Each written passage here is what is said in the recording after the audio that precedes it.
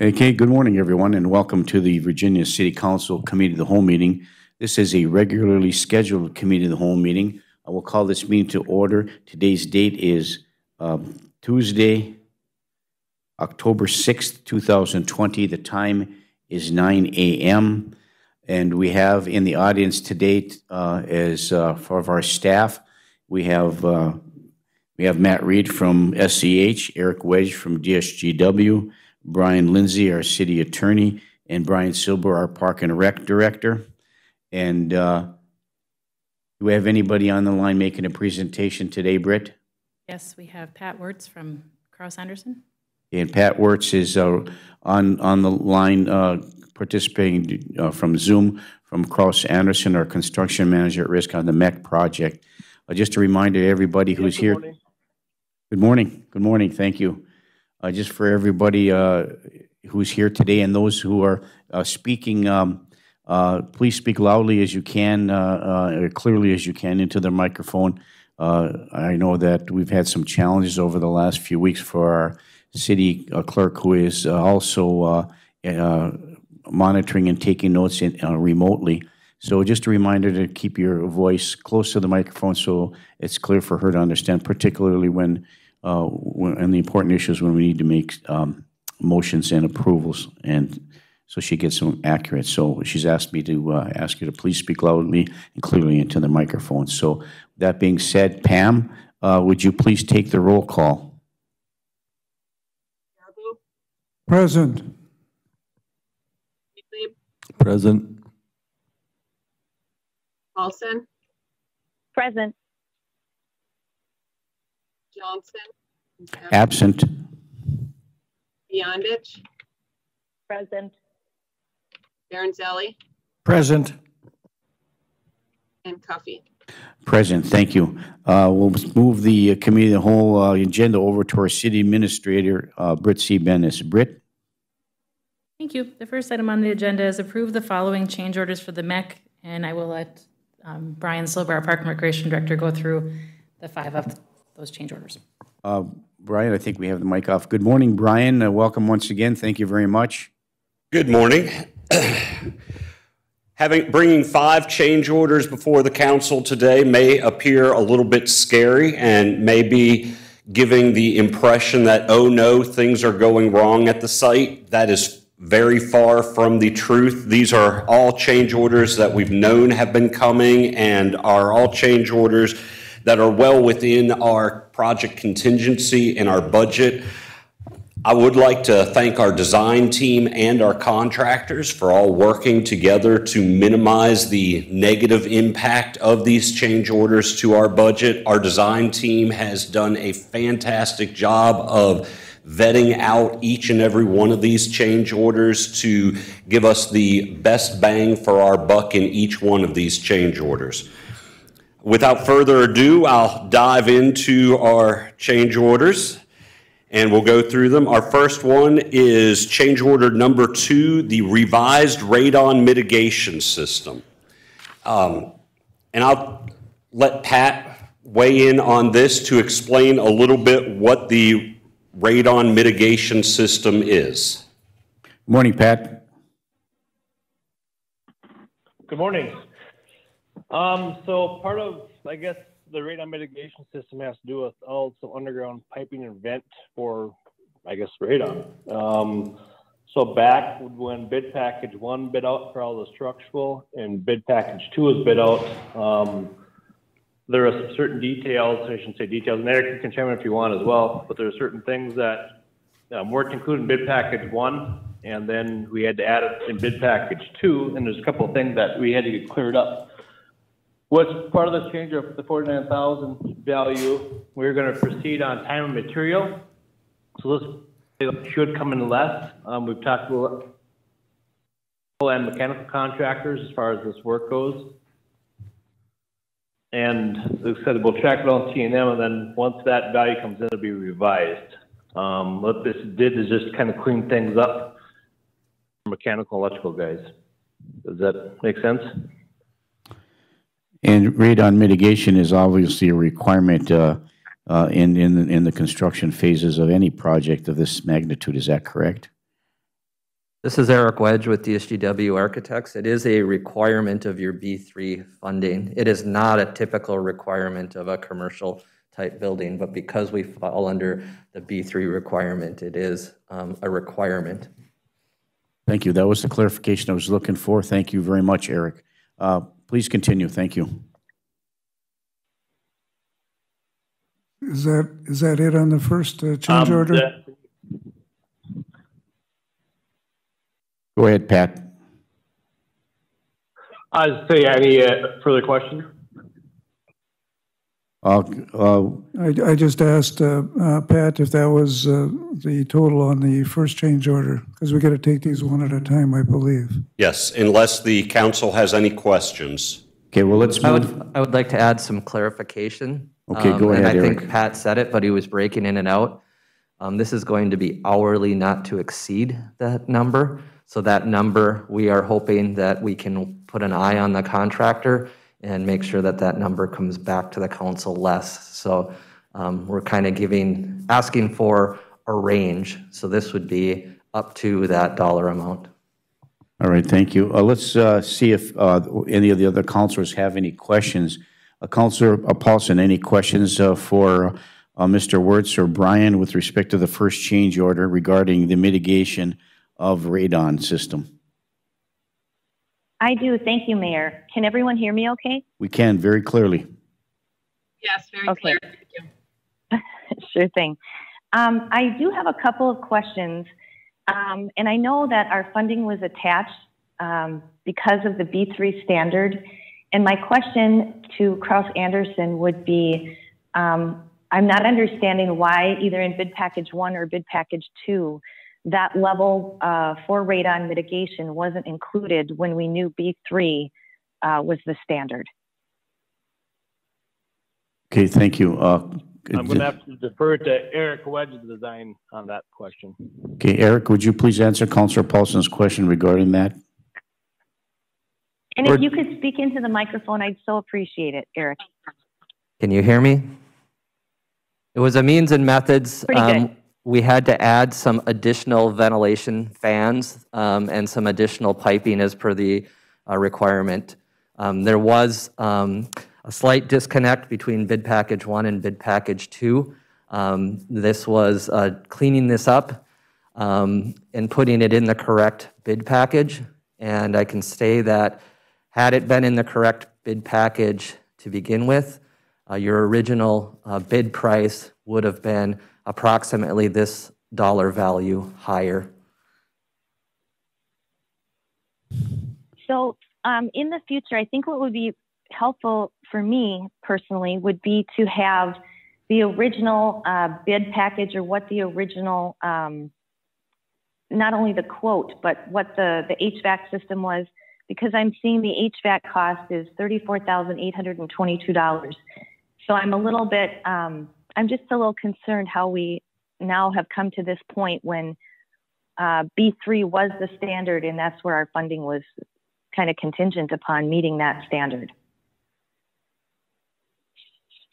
Understood. We're trying to minimize that $34,000. The design team and Kraus Anderson believe that we can get it under that. But when we ask the contractor for revised pricing, they are basing their pricing maybe on a worst case scenario, and we're hoping that they can be way more efficient in that installation process. And when we come back with the final dollar amount, it will be less than that $34,000. Okay, I appreciate that. And oh, go ahead. I'm sorry, Pat. I was just going to add in real quick what Eric said too. In talking through it, diligently with Heckmovich Mechanical and the Parsons Town and Country, they felt it was fair. Like I said, Eric said the worst case scenario. And then one of the things of the electrical guy, which we're getting clarified with ONE, the electrical engineer as well, is there's different circuits as far as like their price, like the 9,606. Most of that is labor. But they feel they can actually probably utilize more circuits, but they really won't know until they start doing the work. So that's kind of the same thing. So like I said, it is worst case scenario, and that's just all I wanted to add for that. Okay, thank you. And if I may, I have one other question, and this would be maybe for Eric. Eric, did DSGW subcontract with Obernell Engineering?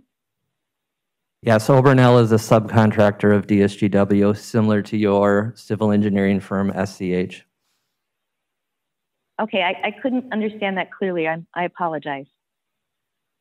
Yes, Obermiller Nelson is our mechanical and electrical engineer on the project of record. They are a subcontractor of DSGW Architects. Okay, and then does the city have any representation in terms of, like our engineer of record, Matt Reed, is there. Does the city have any representation as our engineer of record, or no? Is that not part of the process? I think I'll clarify this. Matt Reed on this project is a subcontractor of DSGW Architects also. So you have one contract with DSGW Architects. DSGW Architects hired Obermiller Nelson as your mechanical and electrical engineer. We also hired SCH as the civil engineer on the project. Got it. That clears it up. Thank you so much. Thank you, Councillor Paulson. Councillor Beyondich, any questions or comments? Not yet. Thank you. Okay, thank you very much. Okay, any other councillor here have a question or comment? Seeing none, looking for council action on the first change order. Mr. Mayor? Councillor Bearable. Yeah, I will move for the resolution on the first change order. I guess it's the second change order, actually, for up to $49,057.06 as the max at this point in time. Correct, Brian? That is correct. Okay, is there support? Support by Councillor Freely. So it's been moved and supported to approve MEC change order number PC0-2.0, which is the revised radon mitigation system, adding a $49,057.06 to the contract. Is there any further discussion? Hearing and seeing none, all those in favor signify by saying aye. Aye. Aye. Aye. Aye. Aye. Opposed? Motion carries. Thank you. Brian? All right, moving on to MEC change order number 3, the elevator shaft revisions. If you remember in our design development, we originally had a glass elevator going from the first floor up to the mezzanine level. When the project went out to bid, we wanted a stretcher-sized elevator. Well, unfortunately, stretcher-sized elevators for our elevator design are not a commonplace thing in the elevator industry. So we did not receive bids on the elevator. We had a place held in our budget for the elevator and everything. And so we've gone to a standard stretcher-sized elevator. In doing that, we were able to redesign some of the walls. Instead of having glass walls, we now have brick walls in that elevator shaft. Brick walls are cheaper than glass walls, so this change order is the type of change order we like. This change order is a credit to our project of $10,835.36. Okay. Councillor Freely.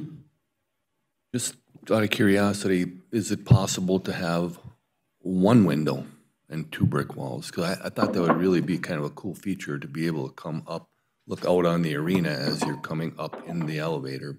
And I'm just saying that because I don't know. Where the elevator is located, you would not be able to look out onto the arena as you were going out. The elevator is, as you enter to the left, the arenas are over to the right. And so had it been glass, you would have been looking at the lobby as you were coming up. Okay, all right, thank you. And for clarifications, that is how it was originally designed, that you would look out a window into the lobby space, the west lobby. When we talked with design at the elevator manufacturers, they said, well, we used to do that, we think we can do that, and then they chose not to bid. So we were on a conundrum when bid date came around, because as you recall, we had no bids on the elevator. Kraus Anderson did find an alternative company that would bid just a regular stretcher-sized elevator. Thus is the credit. As you can see, the glass wall was $26,000, and the masonry wall to replace it is somewhere in the neighborhood of a little over 8,000. So that is a majority of the credit is removing that glass. Okay, thank you. I'd like to see the glass elevator too, because it's a one-time. It's once in a lifetime. It's the lifetime of the mech. It adds a little ambiance to it. It's over time that sure we're all trying to save money here, but you're looking also the aesthetics and the services that are provided and the experience for people coming and going there. So I like the glass portion myself, whether you're looking at the lobby or the arena or whatever, what have you. But it's my understanding, based upon the issue, the circumstance that you're in, there was no bid to put the glass elevator in. So primarily, I'm fine with that, but I just want to make sure that the elevator that we're putting in will accommodate our EMS to get stretchers in and out of there efficiently as possible in the event there's a medical emergency. So that will accomplish that. Is that correct, Brian? Absolutely, and that was one of the things that we were focusing on with the fitness center and the fitness rooms upstairs. The likelihood of our paramedics needing to be upstairs is greater than if we didn't have those type rooms. So we wanted to ensure that our paramedics had ease of transport of patients out of the building if that ever becomes necessary. Going through the elevator is a lot easier than taking a stretcher down a flight of stairs. Very good. Thank you, Brian. Let's go to see if one of the other counselors on the line has any further comments. First, we'll go to Counselor Paulson. Any questions or comments about this change order? No, thank you very much. Okay, Counselor Beyondich? No, thank you. Okay, thank you. I noticed there was no other questions from the council or staff. We will look for council action on this motion for this change order. Councilor Baraboo. Yeah, Mayor, I will recommend the change order number 3 for the elevator, the deduct of $10,835.36 in the resolution form that is currently in. Do I have council support? Support by Councilor Brunzelli. So it's been moved and supported to approve the MEC change order number PC0-3, the elevator shaft revision deduct of $10,835.36. It's been moved and supported. Is there any further discussion? Hearing and seeing none, all those in favor signify by saying aye. Aye. Aye. Aye. Aye. Aye. Opposed? Motion carries. Thank you. All right, moving on to change order number 4, the plumbing plan revisions.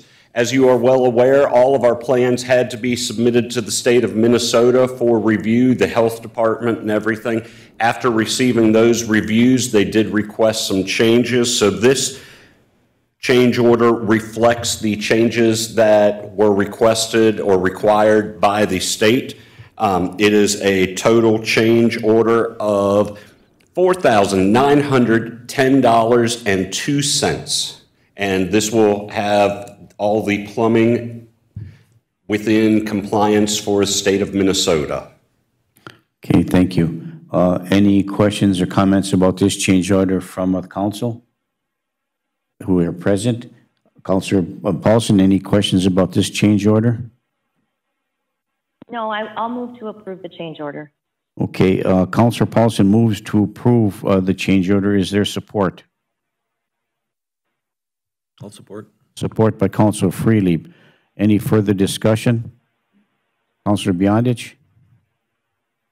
No, thank you. Okay, thank you. It's been moved and supported to approve the MEC change order number 4, plumbing planning revision, add $4,910.02 to the plumbing part of this project. Is there any further discussion? Hearing and seeing none, all those in favor signify by saying aye. Aye. Aye. Aye. Aye. Opposed? Motion carries. Thank you.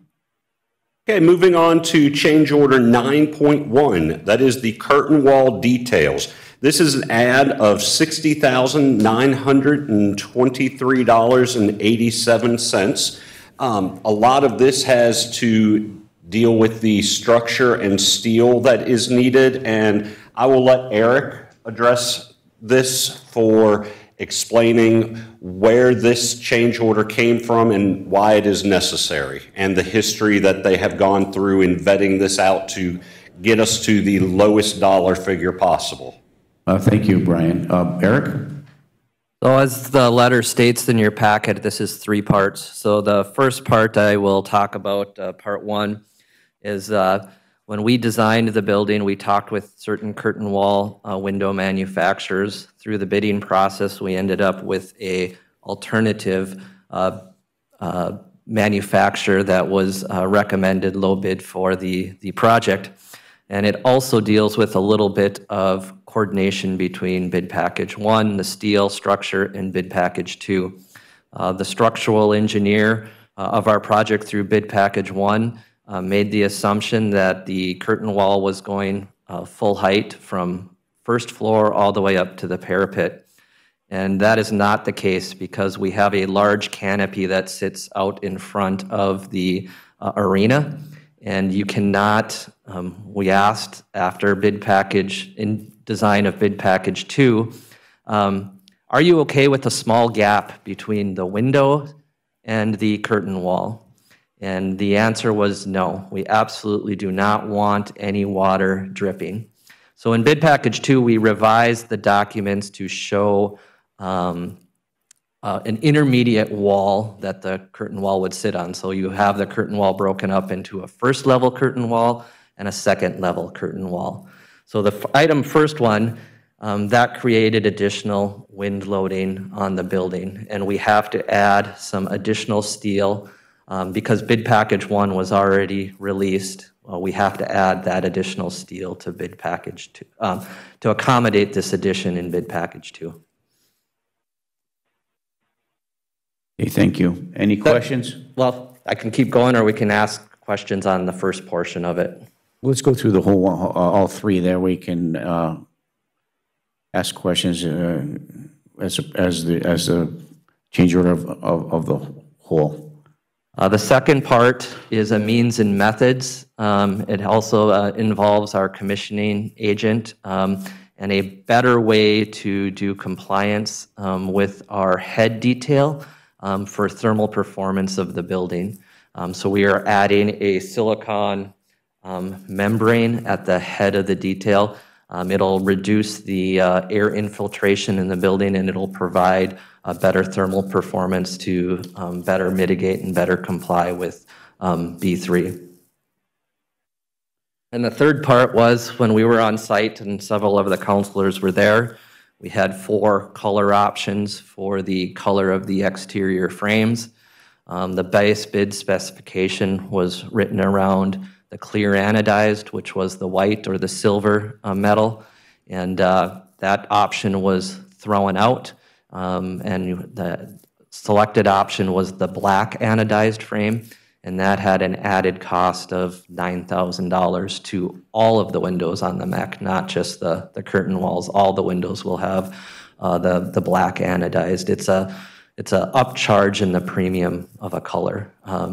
It's a very reasonable price for the significant amount of windows that you have in this building. So those are the 3 reasons for this change order. I can also say that we looked at going back to the original design of doing that curtain wall floor to parapet height, and that option, because they had to put additional steel in the curtain wall, came in at $113,000. And after talking with the design team, it was recommended that we come to the council today with the option that is more economical. And it was even higher than that at one time, but through negotiations with Kraus Anderson, we were able to reduce that number to the number that you're at today. Okay, thank you. And just to clarify that our design team also has included in that design team are members of the general public as well. Is that correct? Or Park and Rec? That is correct. We have 2 members of our Park and Rec Commission. Very good, thank you. Any questions on this change order from any of our council? First, anyone present that has any questions or comments? Councilor Freely? I do, thank you. Sorry. Yeah, hang on, we'll go to Councilor Freely first, and then come to you, Councilor Beyondich. Thank you. Being unfamiliar with a curtain Thank wall you. as what it is and looking it up, I see that it's typically designed with extruded aluminum. Are we going to be using that or steel for ours? You're using extruded aluminum, but in certain cases, when the wind load gets to be put a certain wind load on the building, they put steel inside the extruded aluminum to take the wind load out so that the aluminum can only withstand so much, then they have to put steel inside the aluminum to keep it from flexing. So what we're actually doing is we're putting some steel, we're increasing the size of a few columns and beams on that basically south wall. Thank you. Okay, thank you. Councilor Beyondich. Thank you. When we came to look at that, Eric, there was no mention of a different cost between the different options that were available. Is that correct?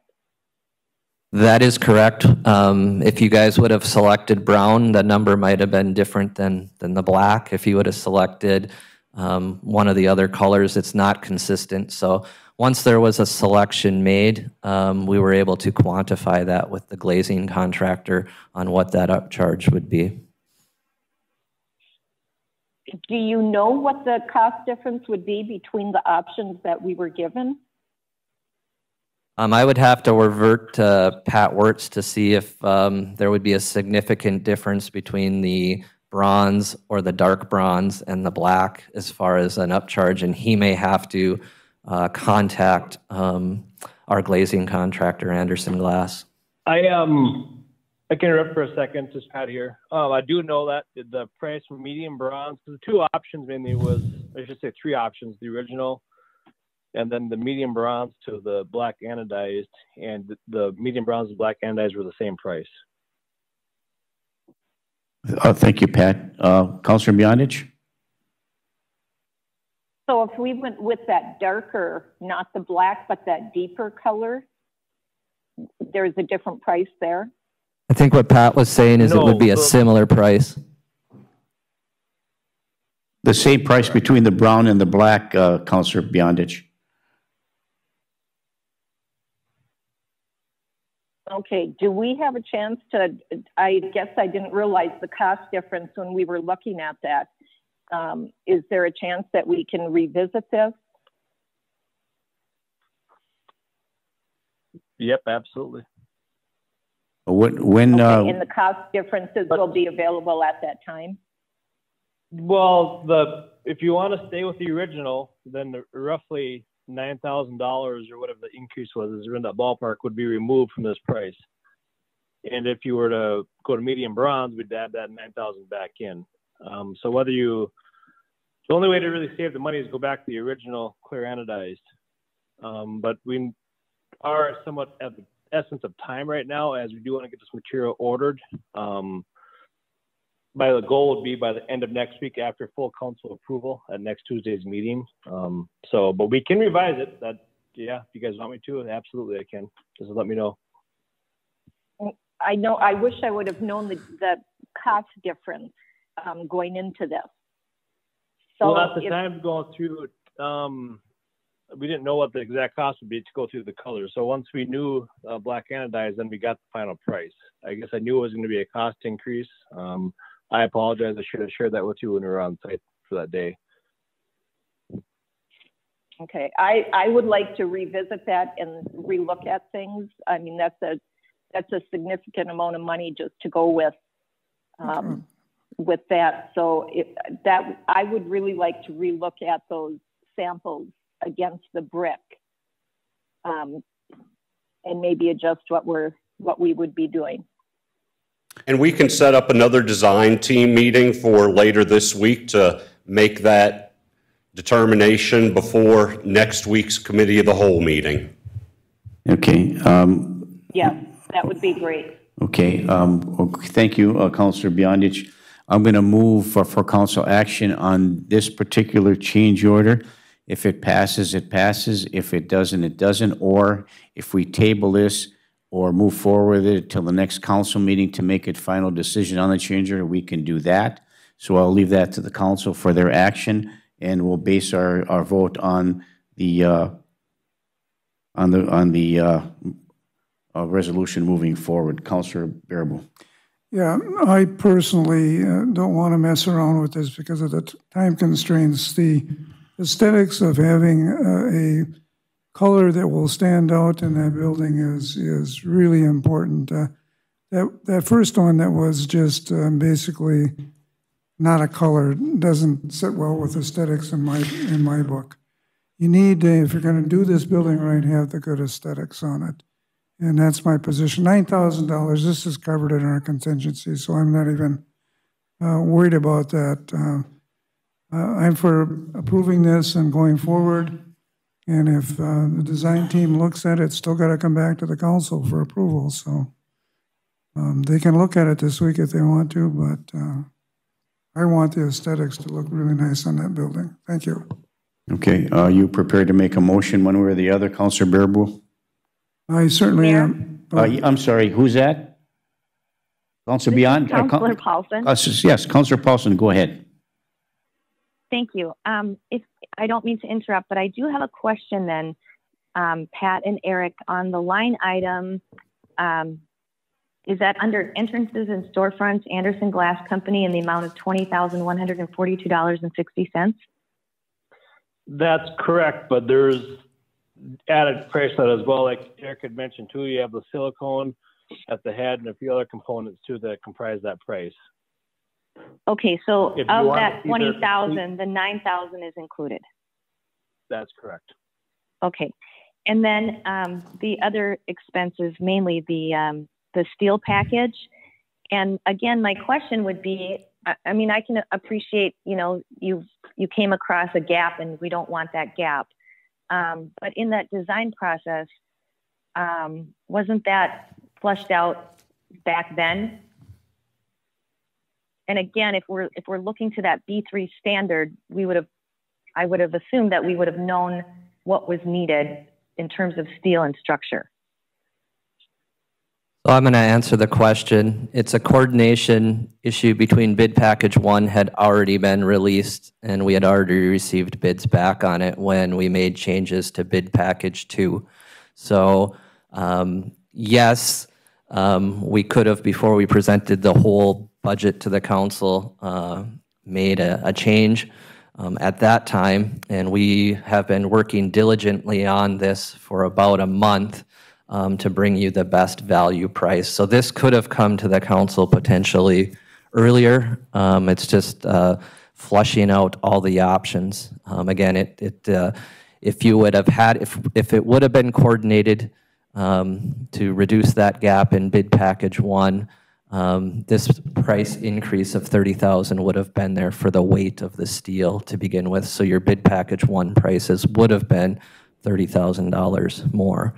The silicon issue is we would still comply with the detail the way it was detailed for B3 standards, but we've found a better way to do it that's going to increase the longevity of the building by adding a third membrane, that silicon membrane around the head. And this not only happens at the upper and lower south lobbies of the curtain wall, it also happens at the west wall of the curtain wall.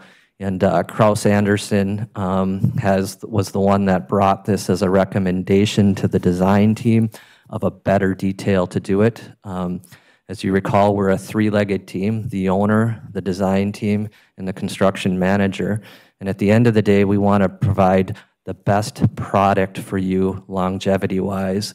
And we feel that this is, yes, it's an added cost, but yes, there is added value to the longevity of your building, and will improve your thermal performance.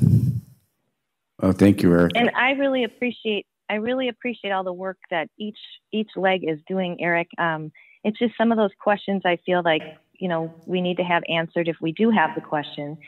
And then again, I keep noticing the additional fee at the bottom is 2.5% that goes to Kraus Anderson every time there is a change order. Does that go to Kraus Anderson or to DSGW? I will let That's Pat Kraus Wertz Anderson. answer that. Pat, And I guess I thought we had had a prior conversation regarding these fees and that would no longer be a part of the process, and maybe I misunderstood. Pat, would you want to clarify I that? don't know, well, so yeah, per contract to go through any changes, we do get allowed, 2.5% fee for our contract. Okay. We do have a fixed fee, so at the end of the day, anything we don't go above and beyond to go through. So if, for example, the project comes under budget, we don't collect fee on these per se, if that makes sense. Sure it does. Yep. And then there's just some small items under their postage, telephone, umbrella liability insurance, and performance payment bonds. Yep.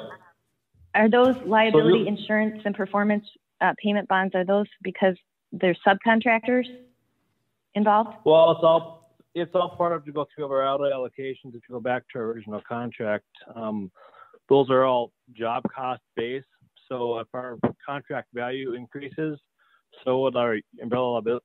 All those different auto allocations would apply. So our ULI, which is our umbrella liability insurance, that also increases with our contract value, and same thing with our performance and payment bond.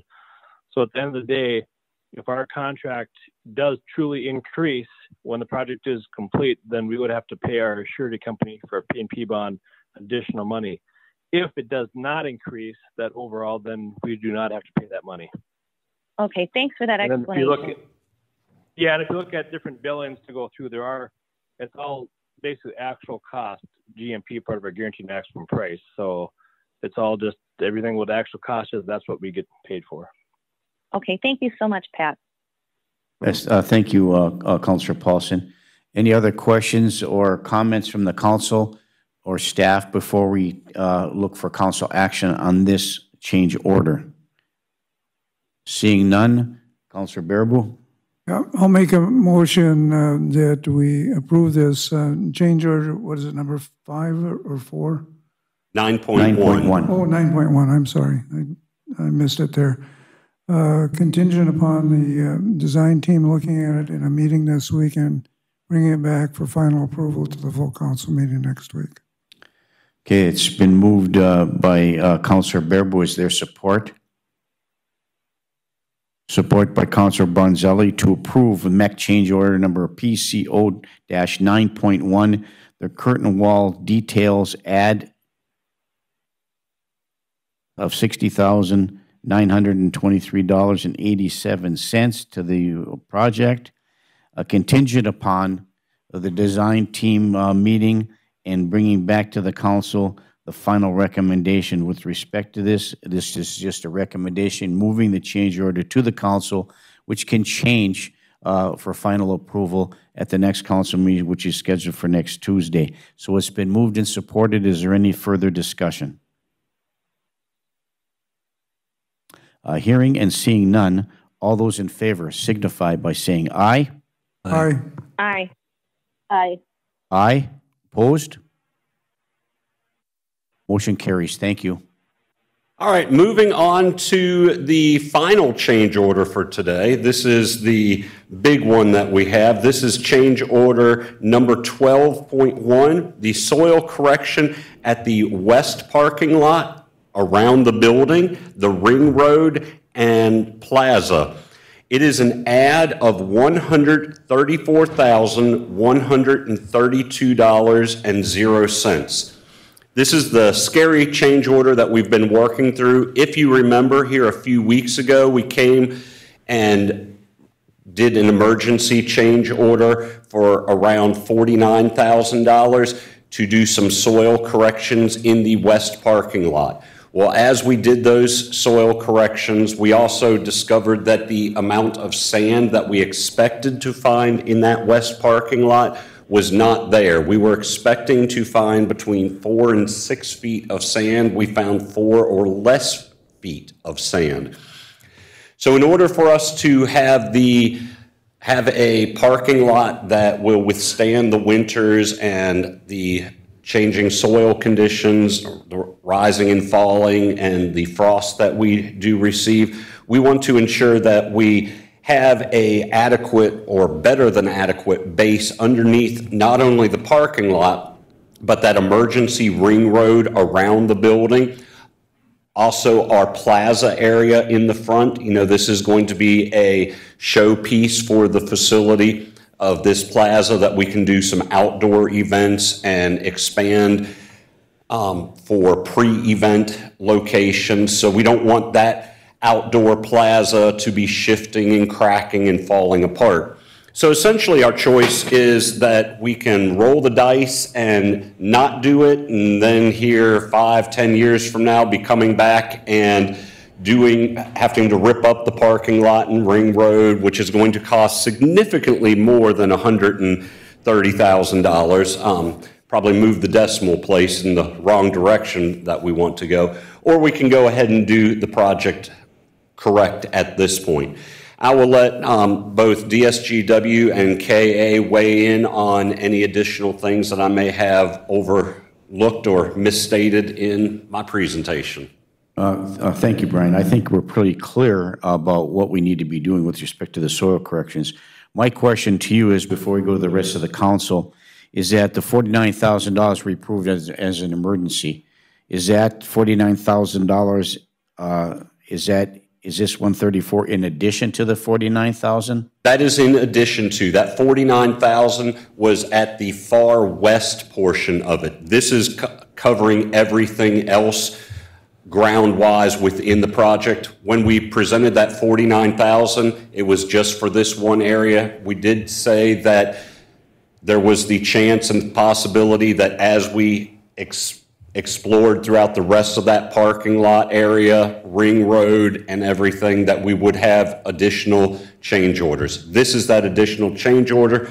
What we have done is come back and evaluate all the soil at this point. So hopefully this will be the last soil condition change order that we have, with the exception of the 6th Street on the church property that we have not been able to evaluate at this point. Okay, thank you. And then one more question. We have a healthy contingency. This all falls within the contingency at this point in time. Is that correct? This all falls well within our contingency. Our contingency is over $1 million.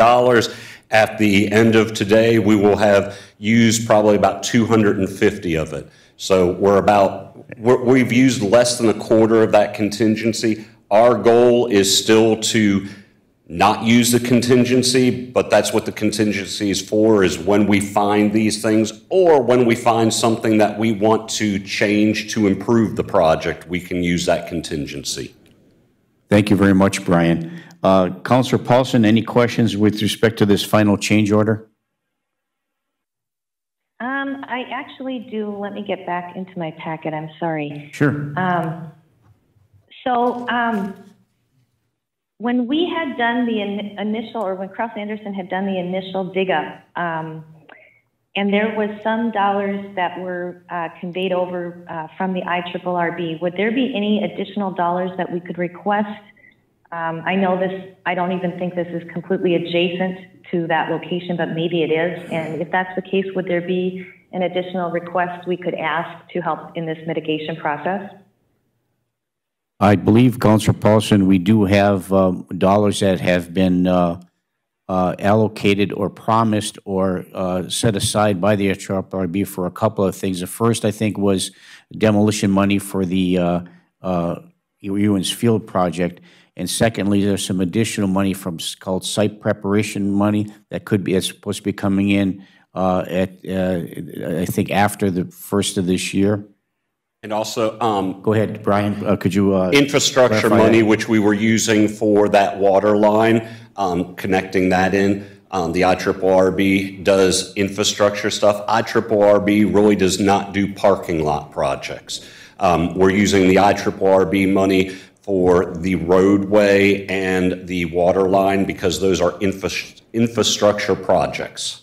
So the money we're receiving from the IRRB is helping reduce the costs associated with the overall part of this project. I think to Councilor Paulson's question, is there additional dollars that could be sought by the IRRB? And the answer was not in this particular case. I don't believe so. But we could make an inquiry. We could. But Councilor Paulson, I'll refer that back to you as your question. I know that IRRB has given us significant dollars for this project. So please continue with your comments and questions. Well, thank you. That answer is satisfactory. I just wanted to know if there was any additional funding available. And the only other comment that I had is when we were on site, and there was a few people from the school project, and we were discussing landscape rocks, and that they were, Cross Anderson was pulling up some pretty nice ledge rock up at the school site.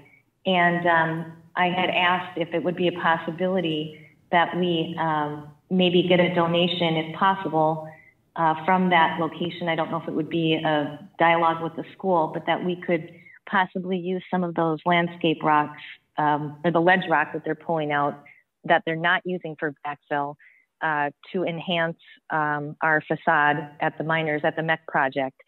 And that would also tie the two projects in together with the two communities. Well, I think I'll refer to Pat. Yeah, go ahead, Pat. I talked to one of the Cross Anderson guys up there, and at this time, they didn't know if there was going to be any extras. When they get final done with all the blasting, we'll be able to better answer that. But I know there was different talks of how they're going to utilize the rocks around the football field and a couple other different areas too. So as of right now, I do not have a definite answer if that would be an option or not.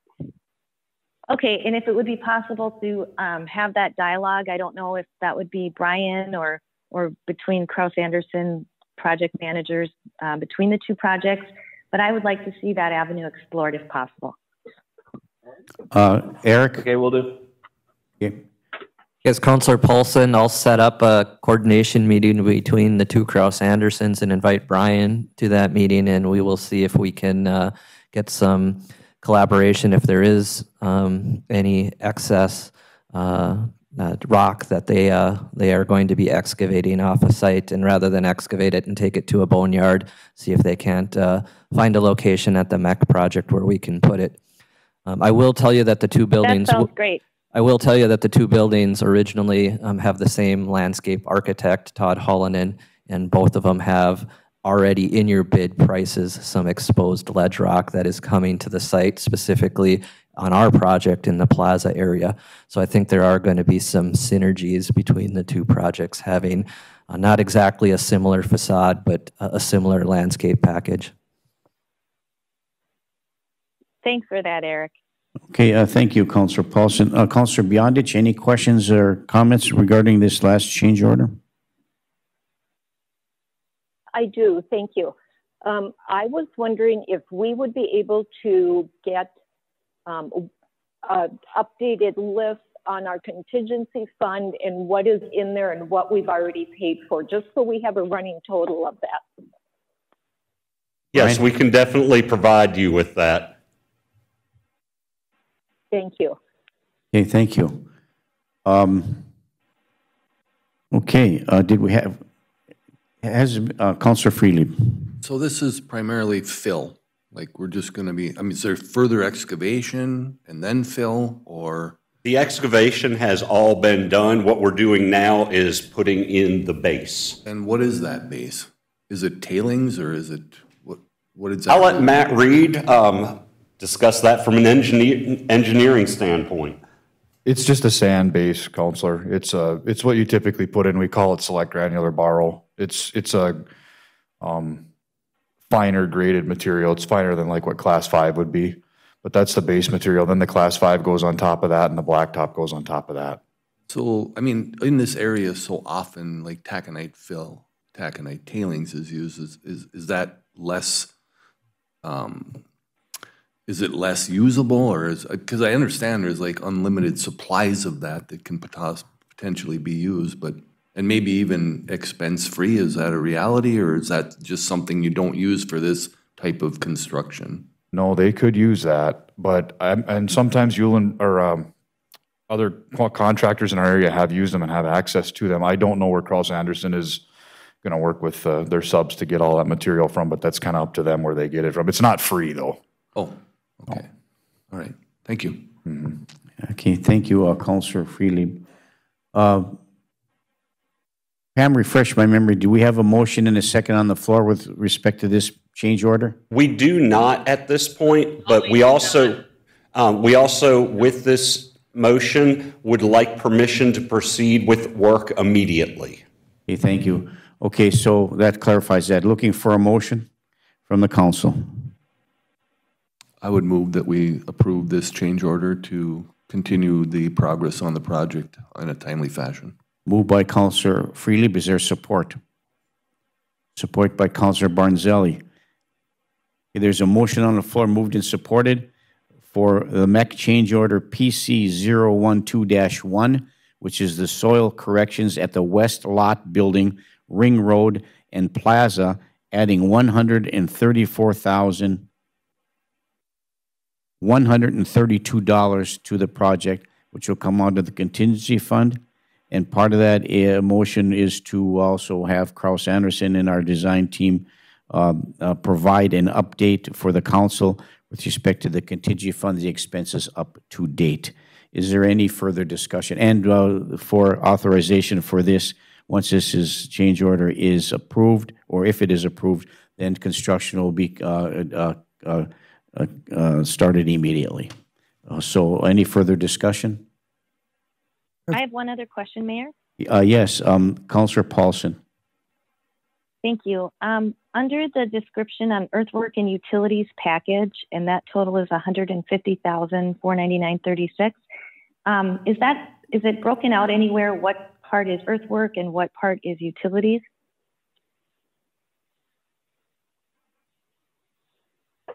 Helps talk when I take it off mute. Sorry about that. Yes, Pat.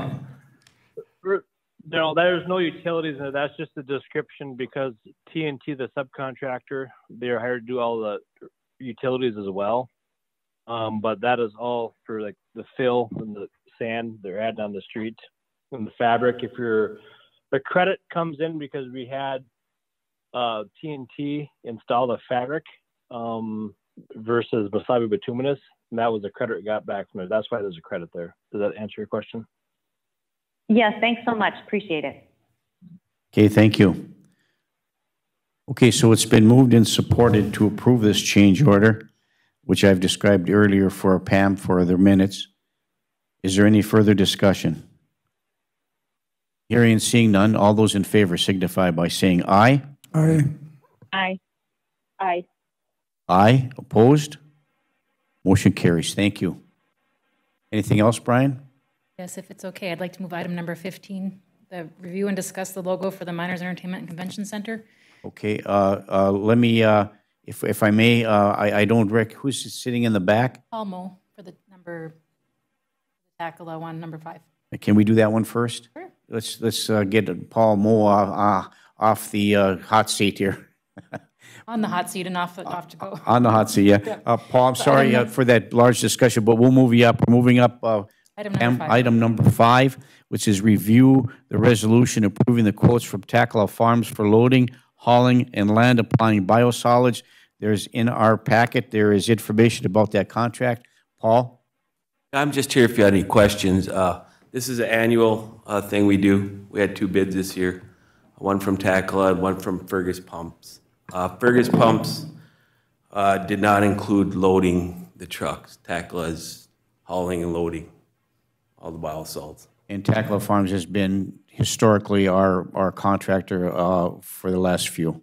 Correct, yeah, and they do the farming. This is going to go to United Tech, and they farm up there. So. Okay, so if everyone would just take a look at item 5 in your packet, which is the review of the resolution approving the quote from Tackle Farms. And if you have any questions for Paul Moe from People Services, who operates our wastewater treatment plant. So if you have an opportunity to do that, take a look, and we'll look for some council action with respect to item 5. Councilor Bearable. Yes, I will move that we authorize the resolution for Tackle Farms and the total price of $29,600 for the disposal of the, I believe it's called solid biosolids.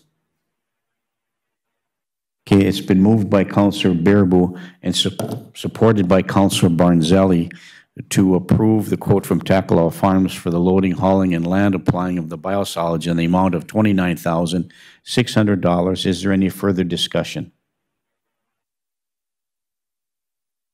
Hearing and seeing none, all those in favor signify by saying aye. Aye. Aye. Aye. Aye. Opposed? Motion carries. Thank you, Paul. Okay, now we'll move back down, I think, upon your request. Item number 15, the logo for the MEC. This comes from Tracy Lundeen and the Lundeen Group. They're looking for a logo to start using on their marketing and advertising. So we're bringing forward to you some schematic designs. Okay, thank you. I think, you know, taking a look at it and discussing it at this level is appropriate to take a look, but I think this is going to take a little bit longer to determine what our logo is going to be. I think there's going to be a lot of people that want to discuss what our logo is, right?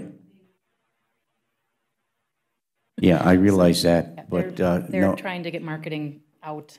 and I understand that, but I mean, I think this logo is an important piece moving forward, because and please note, this may change. If we do end up getting a sponsor that is a very large sponsor, the name of the building may change. So this may change in the end eventually. Yeah, so, I mean, I just want to make sure thank you, Britt. And from my perspective, you know, the design team makes those decisions, brings it to our staff, they bring it forward to us. I'm a kind of a big picture person. If it's something that's acceptable and amenable and respectful, you know, I'm all in moving forward, but I look for the other councilors for questions or comments regarding item number 15 on the agenda. Is there any questions, comments, or concerns from some of the other councilors present in the room? Councilor Friedlieb. You know, it is something we need to get moving on for marketing this facility. It's unfortunate that we didn't have some others to compare to, but this is actually a pretty decent one from a first standpoint. And then I've been involved in, you know, other mascot. I mean, there's changing of mascots.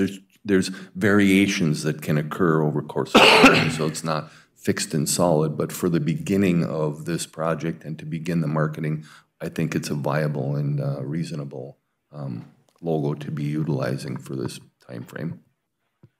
Okay, thank you, Councilor Friedlieb. Councilor Paulson, any questions about item 15? Have you had a chance to review? The only question I have is who is involved in this original design, the logo design? Brian? Unfortunately, the original design is my artistic interpretation. I was trying to come up with a design, whole design that incorporated MEC. I never liked the ECCs or any of the ECCs that I came up with. Did want to pay some tribute to the mining industry, which incorporating a pickaxe was a whole lot easier than an excavator or a dump truck into the design. So I liked my M. Once we hired the Lundeen Group, I forwarded on to everything that I had done onto them and said, I have an artistic block. Feel free to use this and run with it or completely abandon it. And they actually liked the M also and expanded upon it. We are trying to use some of the colors and everything from the city's logo and fonts from the city's logo, tying the MEC logo and the city logo together. One of the things that we did look at doing also was incorporating a loon into the logo, but the more things you add into the logo, the busier it gets. So we were trying to keep it simple. Another suggestion that Councilor Johnson has made is to incorporate a V into the logo as part of the M, changing the color, just a slight change of the colors, incorporating a V in there. Okay, thank you. And Councilor Paulson, any further comments from you? I really appreciate the work you've done on this, Brian, and Britt, and for Councilor Johnson's input. I just, when I've done logos in the past for business, I've worked with a professional logo company, And I understand that the Lundin Group wants to kind of solidify this, and I think that's super important. I think that W.A. Fisher does logos local, and I guess I would just like a little bit more input rather than just picking kind of a one design that's before us today. Okay, thank you. And I must well add my comment to it as well. I'm fine with the design moving forward. I know it may change, and if we're looking to seek more input in the very short term, we can certainly do that as the request of Councillor Paulson. But we have a mining thing, obviously, the Miners Event Convention Center. But, to incorporate our major industries in here, I think is important. And logging is also an important part of our industry. So, because we're looking at a mining theme, we're looking at a logging theme, so maybe add a logger or something, but whatever. I'm sure this acronym or this logo will evolve over time. But I just would like to see us, not just the mining industry, but, who is our major contributors here? It's logging and mining usually, right? So, okay, Councillor Beyondich, any questions or concerns or comments about the logo design? No, thank you. Okay, thank you. Mayor, might I suggest? Yes, please. If the design team is meeting later this week, maybe they could discuss the logo as well with the Lundin Group, because these samples that you see in your packet were made by the Lundin Group, and we can have them come forward to that and discuss. Yeah, I think at the request of Councillor Paulson, and I think some of us will also be more comfortable. I know you want to get cracking on this as quickly as possible, but to invite Mr. Lundin to the design team to give some input, then to come back to the city, to the council. This design team meeting, would that be held prior to our next scheduled council meeting? We can do that. Okay, that would be fine. Does that kind of answer your question? And satisfy, some additional investigation into the logo design, Councillor Paulson? Yes, it does, and I appreciate that. I think that was my original question: is who did the actual logo? So, I think in working with the Lundin Group, if they've already done it, we could tweak it or have a discussion. I think that would be wonderful. And have it ready for the next council meeting on Tuesday. Thanks so much. Okay, thank you, Councillor Bearable. Yeah, Brian, these are three different ones we're looking at, correct? Correct. My personal opinion, I like the one with the circle around because it incorporates the whole area with the convention center. So if you want to tweak something in there, my personal opinion is the one with the circle. And what we could possibly do is tweak that circle, making it into a saw blade, incorporating the lumber industry into the logo in that way. Yeah, see, we're already looking for some additional, so this is good. Yes. Councillor Freely. For that's a great idea, but I was going to say, just visually looking at it, I like the horizontal one split by the vertical line just visually, but to incorporate other aspects of our region would be Okay, thank you. So we'll look forward to that. Moving forward, so do we need a motion for that? I don't think we do. We'll just refer that back to the design team, invite Tracy Lundin from the Lundin Group to meet with the design team with respect to the logo for the Miners Entertainment Convention Center, tweak it a little bit and bring it back to the City Council for next Tuesday's meeting. So thank you very much. And before we go to the next item on the agenda, any further questions or comments from the council? Okay, thank you, Britt. Brian, this is you also. Now, item number 2, approve the quote for installation of a fence at Southside Park, field number 3. This would be using CARES Act funding. As you are well aware, with the constant evolving changes that our schools are having regarding sports, at one point we were looking at going to a 4-season sport model, which would have put baseball and softball playing in the summer. This is the same time that our youth baseball program would be going and our youth softball program would be going, which would put us a little bit field poor for baseball and softball youth fields. In looking at the Southside Park, we have 3 ball fields down there. The 3rd ball field essentially had been decommissioned, has not been used in many years at all. And that is because as an adult softball field, it did not fit the needs of adults playing softball because the outfield fence in left field was much shorter than the right field fence because of the parking lot for the Tennis for All building. In looking at what we could do to meet the needs of our youth programs, we looked at shortening that fence. We are able to use CARES Act funding to do that, install a new fence with a fence cap on it, thereby making that into a youth quality field that could be used for either girls softball or for baseball. In the event that the schools do not go to a 4-season model, we are still finding ourselves being stretched thin on field usage.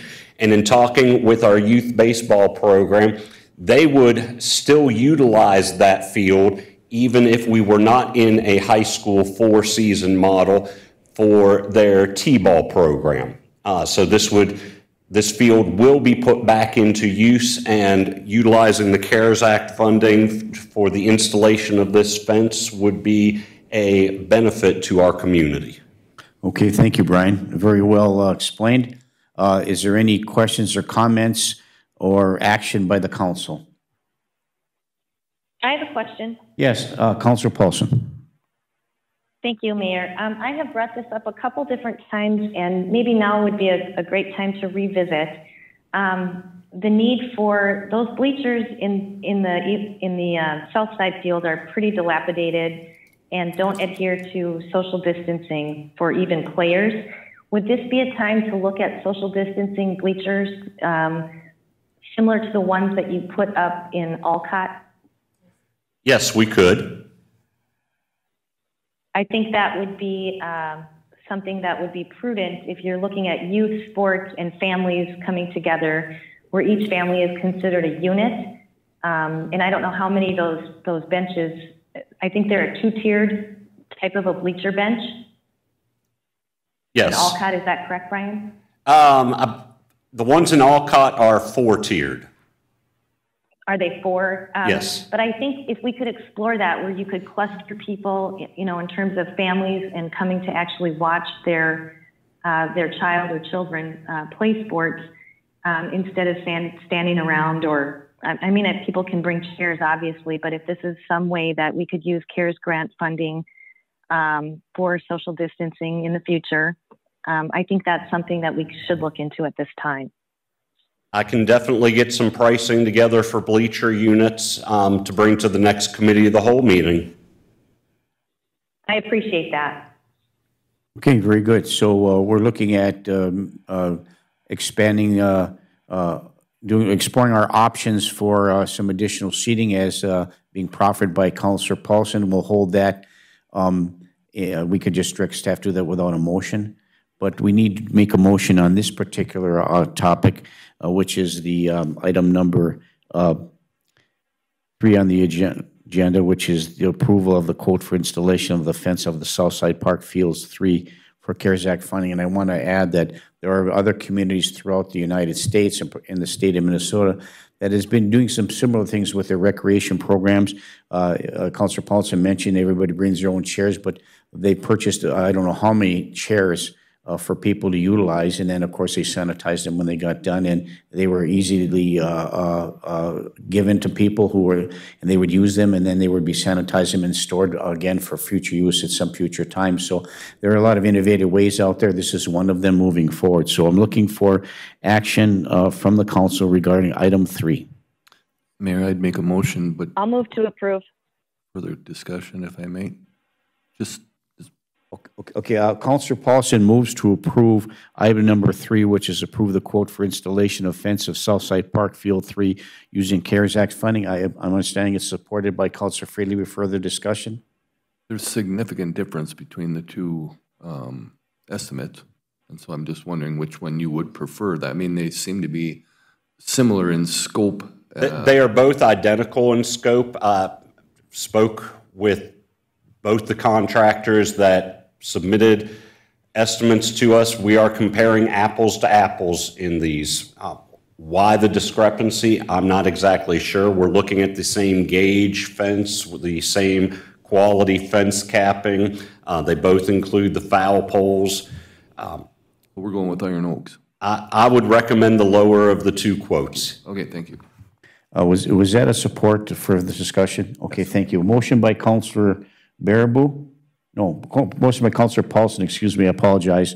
And second by Councilor Freely to approve item 3, which is the approval of the quote for installation of a fence of Southside Park Field 3, awarding the contract to Iron Oak Fences and using CARES Act funding to pay for the project. Is there any further discussion? Hearing and seeing none, all those in favor signify by saying aye. Aye. Aye. Aye. Aye. Opposed? Motion carries. Thank you. Thank you. The next item on the agenda is approve the resolution for change order number 2 for the Bailey's Lake Trail Improvement Project, and we do have Matt Reed here to discuss. Brian, I can give you a break on this one. You've been doing a lot of work this morning. And I'm going to qualify this. I think we need to clearly explain to the public why this isn't coming to fruition this year. So thank you. Please do. Thank you, Matt. You bet. So the change order that's in front of you right now is a request from the contractor to essentially take this year's substantial and final completion dates and change them to those same dates in 2021.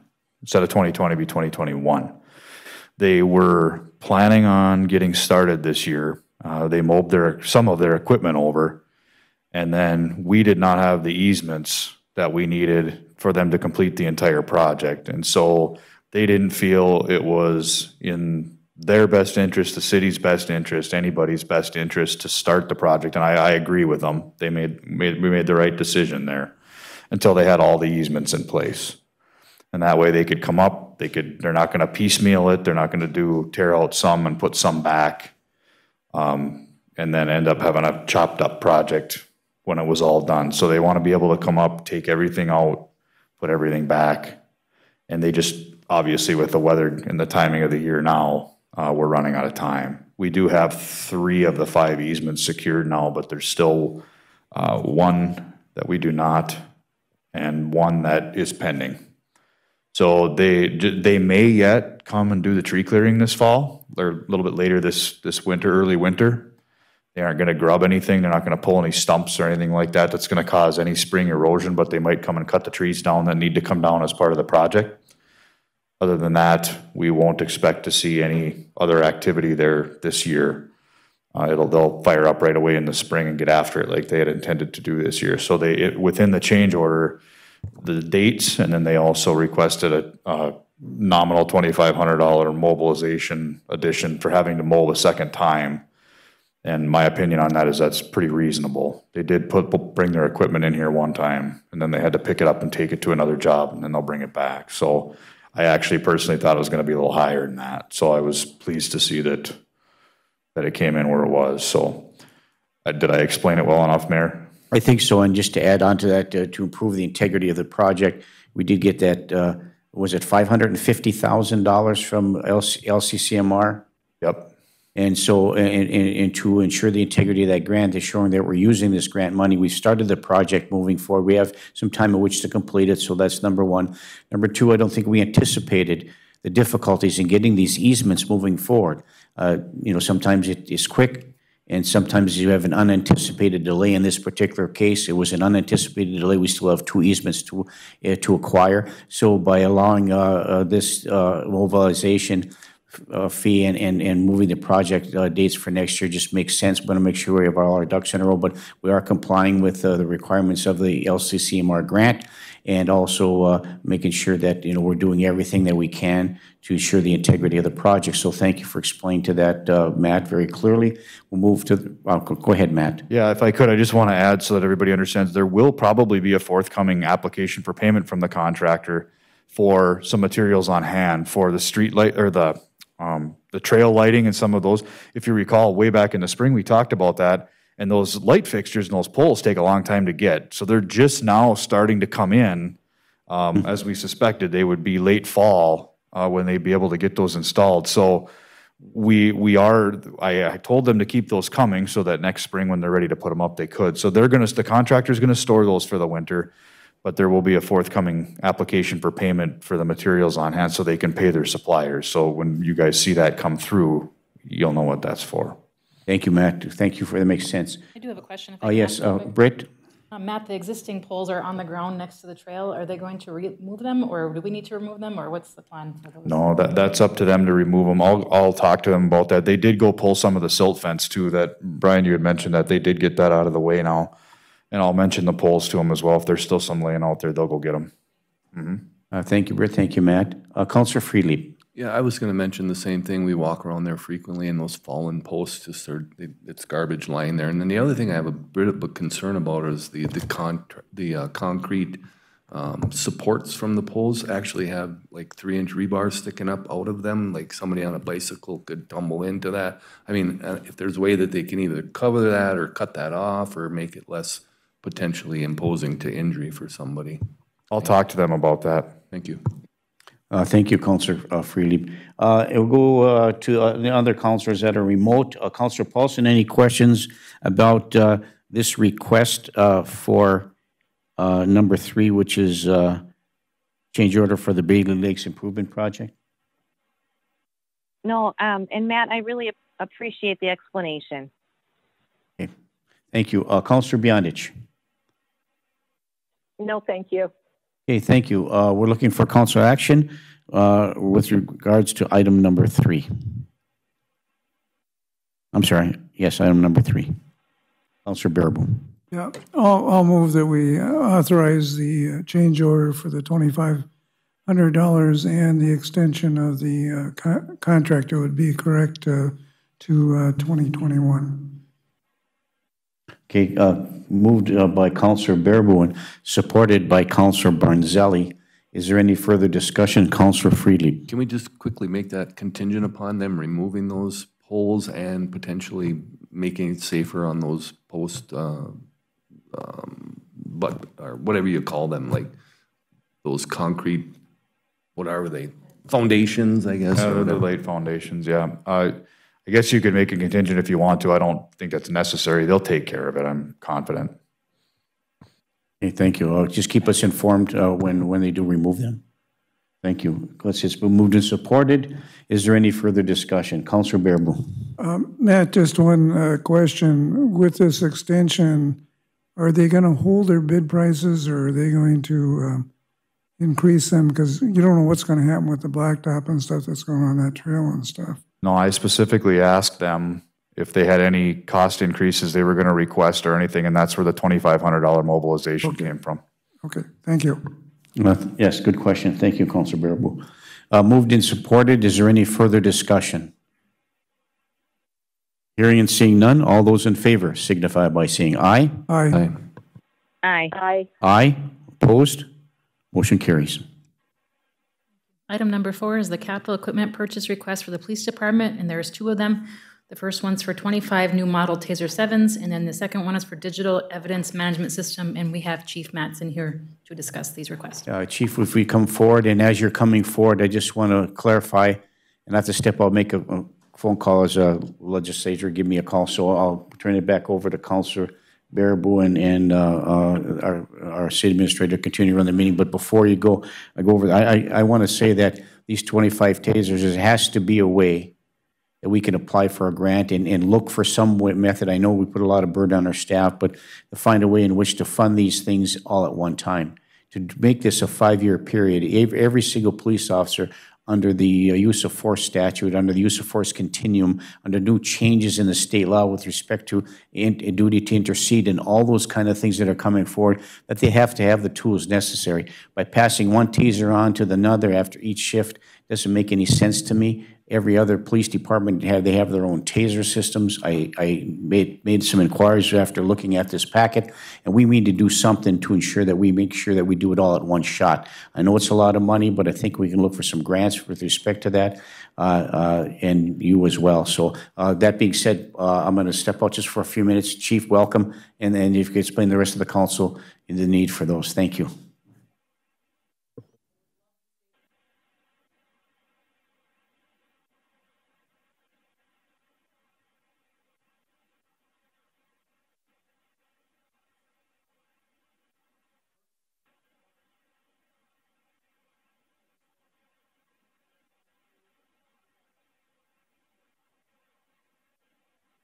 Tasers are very important to our department. It is one of the only less than lethal use of force, if you want to say tools on our duty belt, that we do have.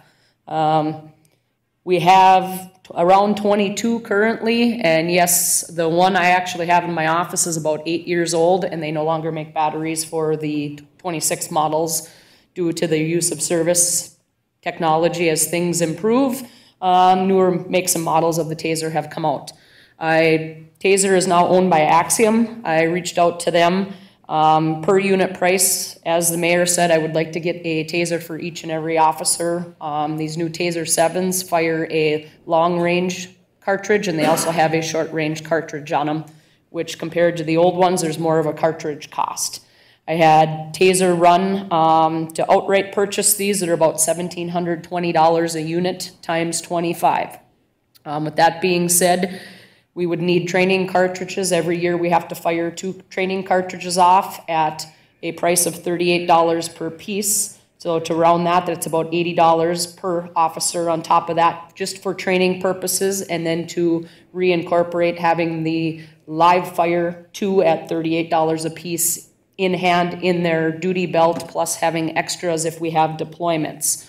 With that being said, Taser ran the outright versus the 5-year program cost, and with the price of cartridges, with training and all the training equipment and software that comes with it, the 5-year program was far cheaper than purchasing the items outright at approximately $16,406 a year, where we are outfitted with the new Tasers. Every deployment we have, the cartridges are replaced within that cost, so I would have cartridges available on hand.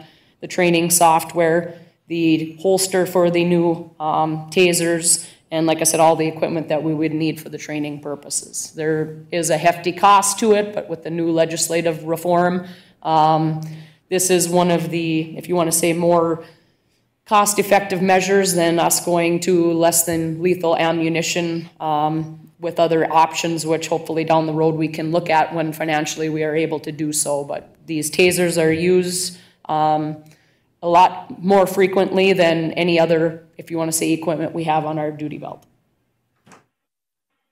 Okay, I've got a question for you. Now, with the 5-year program, do you get all of the Tasers at one time or not? Correct. We would have all 25 Tasers, the cartridges. So our whole fleet would be, correct, of officers would have a brand new Taser with the new technologies. Correct.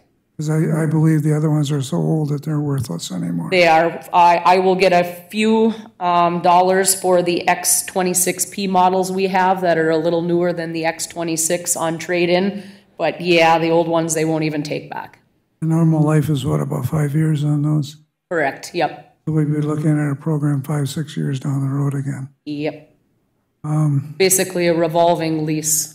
I don't have a problem if we end up getting all of them at one time. I didn't want to see them phased in, is my aspect. If we get all 25 of those at one time and you phase in the cost over 5 years, I don't have an issue that way as long as all the officers are equipped at one time with these. I agree with you, Councilor Baraboo. We would have everybody outfitted on the same date where we would have an end of life for the new equipment approximately 5 years out. Okay, so we'd just be looking and start saving a little bit earlier for the next go around. Correct. Okay, thank you. And then one more question for me is that these are compatible. So in the event that an officer leaves the department and retires and they hire a new officer, that Taser could be reissued to the new officer. Is that correct? Correct. Just the same as our firearms, any duty issued equipment is returned to the department. It is not taken with them. And can be reissued. Absolutely. Thank you. Councilor Friedlieb. And so we'd be leasing these over the course of 5 years and then renewing that lease with upgraded technology at that time. Correct. So this is kind of the going trend, I'm assuming, then, for departments throughout the country? It is, yes. And is Axon the only estimate that you sought, or is it the main one that provides this kind of service? They are the only company that provides the Taser, correct. All right, thank you. Thank you, Councilor Friedlieb. Councilor Paulson, any questions or comments about this? Thank you, Mayor. Well, my thoughts are spinning here. I'm trying to figure out if there's somehow a COVID-related expense. So currently, Chief Maston, we have 22 tasers that are pretty much outdated. Correct. And then this request is to purchase 25 within this bundle package. How many officers would that leave short from having their own individual taser? We have 25 when we are fully up to staffed licensed officers, including myself. So everybody would have the new Taser 7 as a piece of equipment. Okay, so the difference is only 3 on that, and just trying to think if we could possibly put it under a COVID where, you know, it's cleaning of equipment and transferring of equipment. I don't know if that's a possibility, but that's only 3 of them, and we're looking at a bundle. And I'm fully in support. You know, this is a needed thing. I just was trying to think about how we could possibly get creative. I don't know if there would be any suggestions from Britt on that one. As far as I know, the COVID expenses would not cover this because it is a piece of police equipment. Although Councillor Paulson, I mean, we could be making some inquiries, not to hold up this process, but we could be making some inquiries from the state of Minnesota through some other special funding package. I don't know how that would work, but we certainly should be making the inquiry because these are unfunded mandates by the state of Minnesota with respect to the use of force policy. The changes in state statute 609.66, which is the use of force statute, and how the use of force continuum is required by law enforcement, and how they look at using tasers as a less lethal form of enforcement. So I think that we need to look at, like you said, be creative about looking for some funding opportunities as we move forward in the future. Does that make sense? Yes, and I didn't want to throw anything into the mix here to stop the process. I'm in complete full support. I was just trying to think outside the box a little bit, so I appreciate you letting me do that. Yeah, absolutely. I think we need to do that. Thank you, Councillor Paulson. Councillor Beyondich, anything from your perspective? No, I'm good. Thank you. Okay, thank you. Councillor Bearable. I meant to ask you one other question, Chief. Now, during this 5-year period of time, if a taser goes to heck, is there a warranty on those from that person so we get them replaced, or are we going to have to buy a complete new one each time one goes to heck? They are under warranty during the leasing program. Okay, that's what I needed to know. Thank you. So it's worthwhile doing that. Thank you. Another great question, Councillor Bearable. Thank you. Anything else from the council before we move? You're asking, obviously, for us to enter into this agreement, and it's something that you can fit in your budget, at least on an annual basis. We would like to look for some other sources of funding as requested by Councillor Paulson. So, has it been moved and supported? We're looking for, yes, it has been. Has it been? Okay, we're looking for a motion from the council. Mayor, I'll move that we enter into the 5-year lease agreement for the new tasers from Axion with the current pricing that has been provided to us. Moved by Councillor Baraboo and supported by Councillor Barnzelli to approve the lease of the capital equipment lease purchase for the 25 new model Taser 7s from Axion Group. Is there any further discussion? Hearing and seeing none, all those in favor signify by saying aye. Aye. Aye. Aye. Aye. Opposed? Motion carries. Chief? Thank you.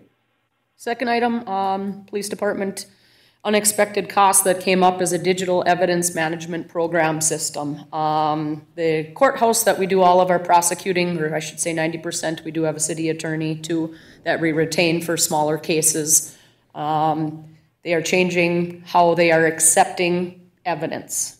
We also are going through a change with the record management system that has been put on a short delay due to some programming issues, which I won't get into, bore you to death doing that. But with this new change and with the courthouse, we were looking at, with our current email system, to send anything digital with a case file as an piece of evidence, which would include video, audio recordings, such as interviews, pictures, and other items that we may collect on a crime scene. We needed a system that we are able to send over via email. Our current email system, if we send 3 or 4 pictures, you got to do the email one by one. So we would have been looking at a whole other software package with an encrypted email to send this evidence over. Came to a solution. I hope the St. Louis County, Hibbing, Babbitt, Ely, and Virginia Police Department, hopefully. I looked into the iCrime Fighter software. It is about $240 per year per officer. It is an encrypted storage cloud evidence, digital evidence management program with no, if you want to say no cost right now for the size of what you put up in the cloud. It is an app on the officers' patrol web phones. There is a camera, audio recording device, video recording device, and notes where they can upload under the case file. It is put in the cloud.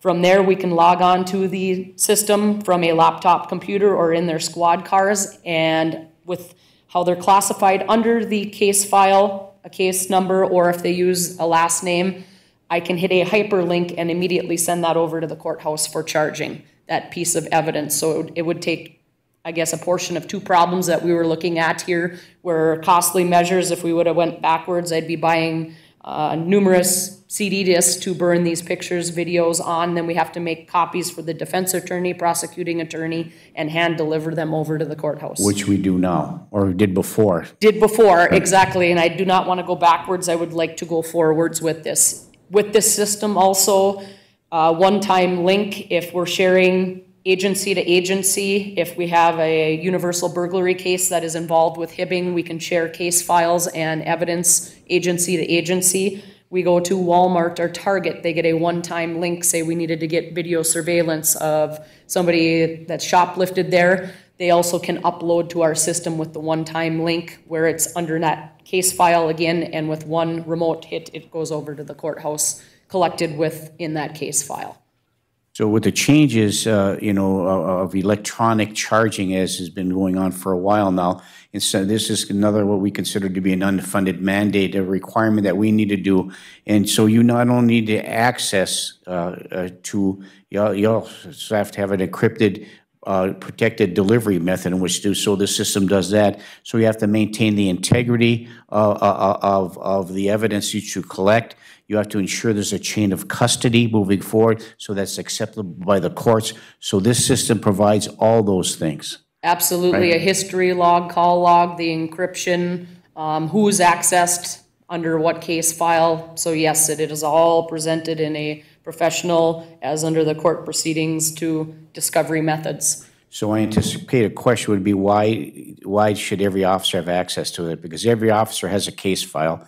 Every officer investigates their cases, at least at the lower levels, before it gets. So when it's determined to be charged out, it's not like it used to be where the officers send the case file over to the investigator. The investigator is overwhelmed with caseload. It takes a long time to get that done. The officers can do that, whether it's a petty misdemeanor up to a felony level offense. They can send their own evidence based upon the case file they have. And the integrity of the evidence, or the original evidence that's collected, is held here in a secured location by one evidence technician, which you have assigned to that, and certain investigators have access to that. So this is just part of that process from an electronic perspective to maintain the integrity and the chain of custody moving forward, which is required by law. Correct. Okay, thank you. Any further questions or comments by anybody from the council? First, we'll go to Councilor Barnzelli. Thank you, Mayor. Chief, in the old days, I don't think I'm too far off, but when they made an arrest, the prisoner had to come, and they put him in the cell, and then the officer did his report, didn't he? Correct. Sometimes 2 or 3 hours. Correct. So this is, you get, right now, you can go on and get another one. Absolutely. I think it's a good deal for our department. I'm proud of you guys. The workflow is a lot cleaner with a program like this, and puts us out on the street more hours than plugging our phones into a laptop right now, downloading items, downloading pictures, and having to upload them ourselves. It takes the time factor out, so we are serving our community with more hours. Yeah, more boots on the ground. Thank you. Councilor Paulson, any questions or comments or concerns? No, thank you. Okay, thank you. Councilor Beyondich. No, thank you. Okay, thank you. Any other questions, comments from Britt? You're looking for action here? Yes. Is this something you can absorb in your budget for this year? Absolutely. Very good, thank you. Looking for action from the council. Councilor Bearable. Yeah, I'll make a motion that we accept this new methodology of, how do you want to put it, Chief? You want to say evidence management system? Okay, the new evidence management system at a cost, I believe it's, what, $6,000 per year? 6,000, correct. And this is going to come out of your forfeiture fund, I understand. For the I'll first. also make that motion. Okay. Councilor makes the motion for, is there support? I'll support, and that's for the @Scene LLC subscription, which seems quite reasonable for $20 a month. I looked at another program that was $12,000. And they called me back to try to tailor it, because I basically had this quote first, and they couldn't even come close. It would have been around $10,000 plus per gigabyte of whatever is up in that cloud was an additional $600 a year. Okay, moved and supported. Further discussion. The motion to clarify for Pam. It's been moved and supported to approve the digital evidence management system for the police department at a cost of $6,000 annually, with the first annual payment being made through the forfeiture fund account. Is there any further discussion? Just quickly, you know, the integrity of the systems that we look at and the systems we provide, we as the council, elected body, rely on staff to do their due diligence in moving forward with what they consider to be as a long-term, adaptable program that's not going to expire. We're not going to have the same issues we had, you know, on a system we purchased way before your time, Chief. And so this is something that you believe the integrity of this particular system is going to be valid and useful and adaptable for the future. Minnesota-based company, and they have several agencies on, and the ease of use for officers and the support help has been phenomenal with the demo that we've ran. So yeah, it is to my best. I can't control and predict anything, but yes, I absolutely believe, like I said, an officer developed this system, and it's a great product. The other departments are on board as a collaborative. That's good. So it's been moved and supported to approve the purchase of the digital evidence management system in the amount of $6,000, with the first payment coming out of forfeiture funds. Is there any further discussion? Mayor, just yes, one thing, maybe we should add the right terminology to the management system. It's the @Scene LLC. Yep. As part of that motion, to make sure we get it to the right entity. Sure. When that ordered that, based upon that. Okay, thank you, Councilor Bearable. Any further discussion? Hearing and seeing none, all those in favor signify by saying aye. Aye. Aye. Aye. Aye. Opposed? Motion carries. Thank you, Chief. Thank you for your time. Sir? Yes, ma'am. Hey, I have a question for you, too. Would you take over for me, Charlie? And Britt? Next item, please. Next item on the agenda is item number 6, review the recommendation from the Public Works Director to install crosswalks along 2nd Avenue at the intersections of 4th Street South and 11th Street South. And we have Bill Hennis here. Bill, go ahead and give us an update. Morning. We're looking at those crosswalks going across 2nd Avenue. I guess I'd recommend that we put one on 4th Street South and again on 11th Street South. I took a look at them. Putting in the crosswalks, no problem there.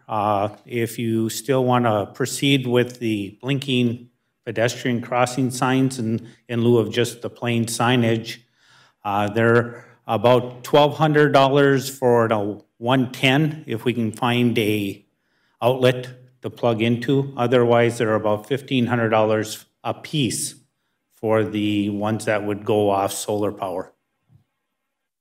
And we would need 2 at each location. And I think it's important to have that because it's the emergency travel route, right? Does that make any difference? No? Well, again, Mayor, we have crosswalks located 4th Avenue, major routes, we have them all over. The only place that we have blinking pedestrian crossing signs, again, is on 4th Street North, and that's because a community group actually paid for them. Thank you. Councilor Bearable. I was going to say we can put those crosswalks in to start with. If we see some issues, we can always go back and add the blinking stuff at a later time when our budget has been, it's been put in our budget.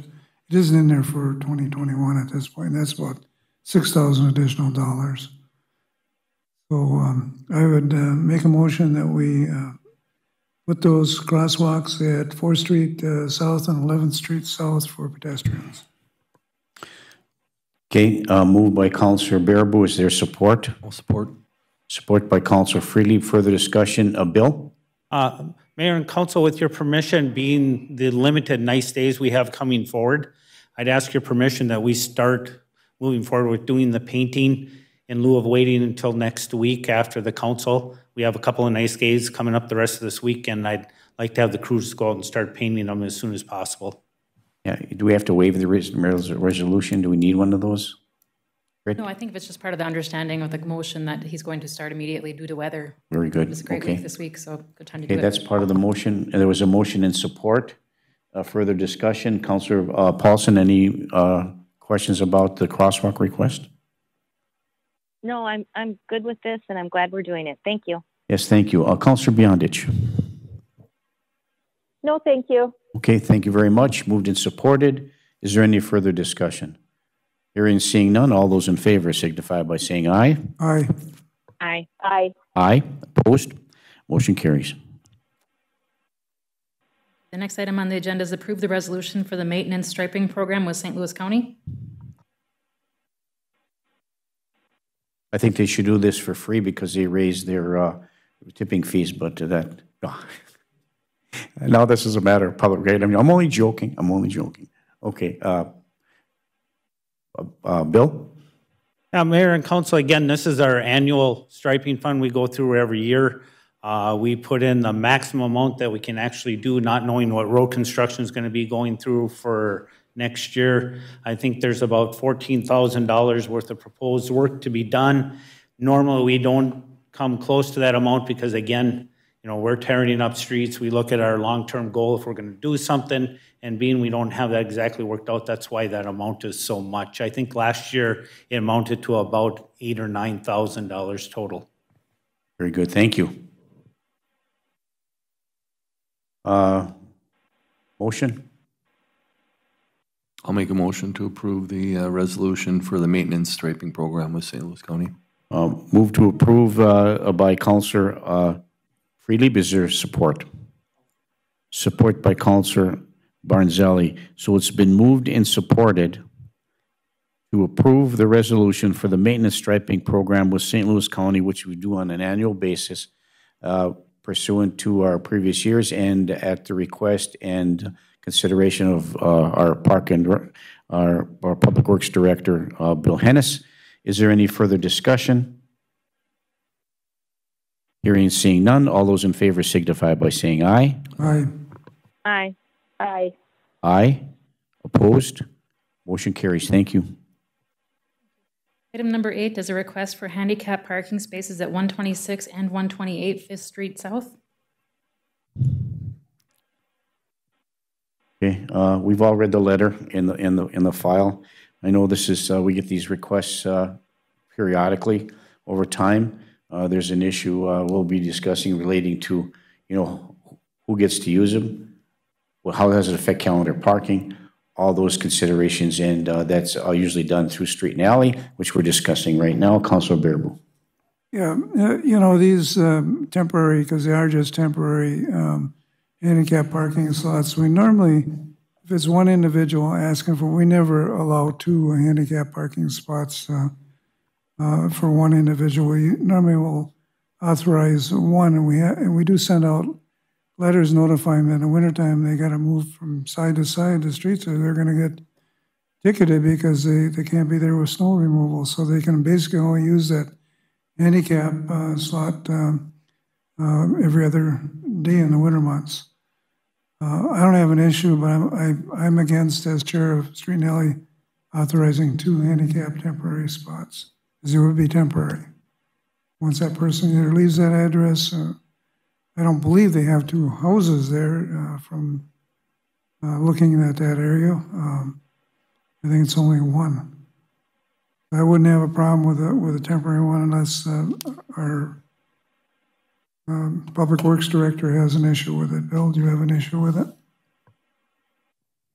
I'm sorry, Charlie, I'm not really familiar with this one. I didn't get a copy of the agenda, so I'm not sure what, but the only thing I will caution you, we do sometimes not approve them also. I mean, if you remember last year, HRA had requested one out in front of Pine Mill Court, and the council did turn that one down just because it was on a busy street. So, and again, like I will say, Charlie, again, we do apply calendar parking to a handicap, so pretty much in the winter, every other day, it's non-existent for that person. So they need to account for that. Well, I think, I know we make decisions, as a group. We do things on a one-to-one basis depending upon need. And I'm sure every handicap request, there is a need for them moving forward. But by taking a look at, each individual circumstance, is there a garage in the back? Do they have sidewalk access from the rear? All those kind of things. So, I mean, how does that work? And by not having somebody from our staff take a look at each individual one to determine, what adjustments can be made or whether or not there's a recommendation to move this forward, I would like to refer this back to for Public Works, our staff to go take a look and come back with a recommendation to us. That's kind of what I'm looking at here. So any other comments from the council about that? Councilor Barnzelli? Mayor, Councilor Barabo, this was brought up a couple of years, maybe 4 or 5 years ago, for handicapped, 2 of them in a row. But we turned it down, like you said, because of pretty soon that whole block will be handicapped. I'm not making fun of them, and also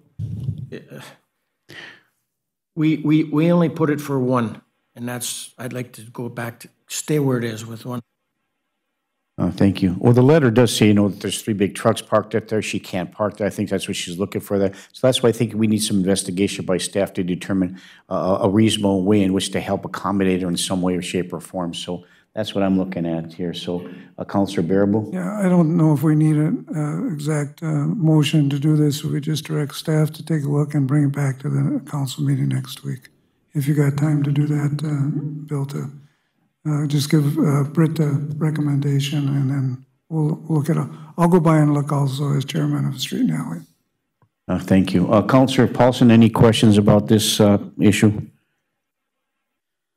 No, I guess I would agree with maybe having city staff review and then come forward with a recommendation.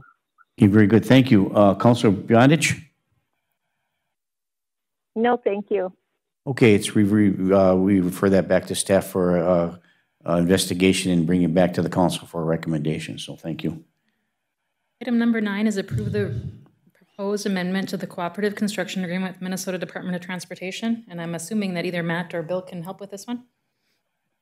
Matt Reed from SCH, our engineer of record. Matt, could you give us some information about this proposed amendment of cooperative construction?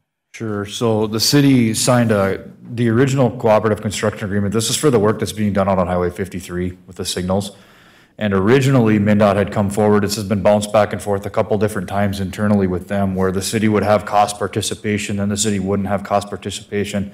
When they drafted the agreement, it had the city having a cost participation in the project. And then shortly thereafter, they again determined that there would be no cost participation from the city. So the revised cooperative agreement is taking those costs out that the city was supposed to pay. So it's essentially giving you guys a $0 bill. So I would recommend moving ahead with the amended agreement.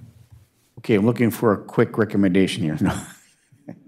Councilor Barabo? I'll move that we agree to the amended recommendation, amendment number 1 on the Highway 53 project. That's what it's for, correct? Right, for the signal, yes. Okay, moved in by Councilor Barabo and supported by Councilor Barnzelli. Is there any further discussion?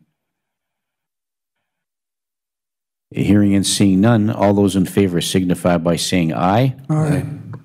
Aye. Aye. Aye. Opposed? Motion carries. Thank you. The next item on the agenda is a request that we received for the resident at 802 7th Street North regarding placement of a stop sign at 8th Avenue and 7th Street North intersection. And in your packet is a map of where they were proposing. Okay, as you look at your map, again, my question would be, has staff had the opportunity to take a look? And do we have a recommendation from our Public Works Director or staff? Do we have any recommendations with respect to that bill? Yeah, thank you, Mayor. I think at most I'd recommend that we put in east-west, no stops or stop signs on that. I guess I would not be in favor to a four-way if that was going to be considered.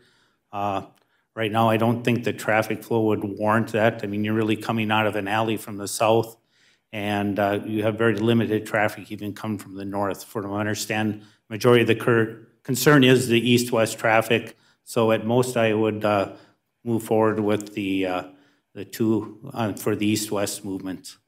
That makes sense to me. Councilor Bearable. I drove up there and took a look at that. My recommendation is not to put anything there because you got an alley and then you got basically a dirt road coming out from the east that used to go by the Peterson property. And basically we have one main road that turns from 8th Avenue onto 7th Street. So I don't think we need one there personally. We need to look at the accident history. I don't think there's been any accident. The residents are stating that the traffic that's traveling on that dirt road, of the portion of the dirt road, is traveling very fast speeds, even though that they've asked them to not travel so fast down the street. Well, then we need to get the police department there and do some ticketing. That's what we've done in the past in other areas like that. They have spoken to the police department. That's where the concern came from. I still think it's not an appropriate use of state standards for stop signs. Thank you, Councilor Bearable. I'll throw my 2 cents in before we move on to the rest of the council. I'm going to, I understand where Councilor Bearable is coming from, but I'm going to base my recommendation and approval on the staff's recommendation of the east-west deal. I mean, at least it slows the traffic down, makes them stop. Police officers can only go up there periodically, and to stay there for a period of time, to try to catch those people that are going back and forth. At least they have to slow down and stop. So it's an area up north where it doesn't have a lot of significant impact, and I think the recommendation going east-west as opposed to a four-way stop makes sense to me, but that's my perspective. So Councilor Paulson, do you have any questions or comments about this stop sign request? No, I'm comfortable with the recommendation. Thank you. Thank you. Councilor Beyondich? No, thank you. Okay, looking for council action.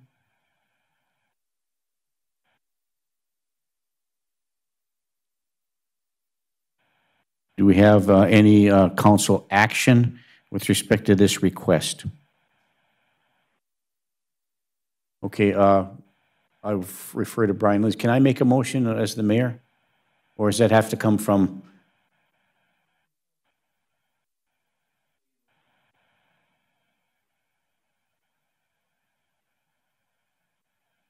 Okay, thank you. I'll ask one more time. Is there a recommendation moving forward?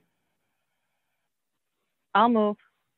Okay, well, thank you. Moved by Councilor Paulson to approve the recommendation by staff about putting a stop sign east-west at the location that's described in your, which is 8th Avenue and 7th Street. Is there support? Support. Support by Councilor Beyondich. Is there any further discussion? Hearing and seeing none, all those in favor signify by saying aye. Aye. Aye. Aye. Aye. I'm opposed. Okay. Pam, would you please take the roll call?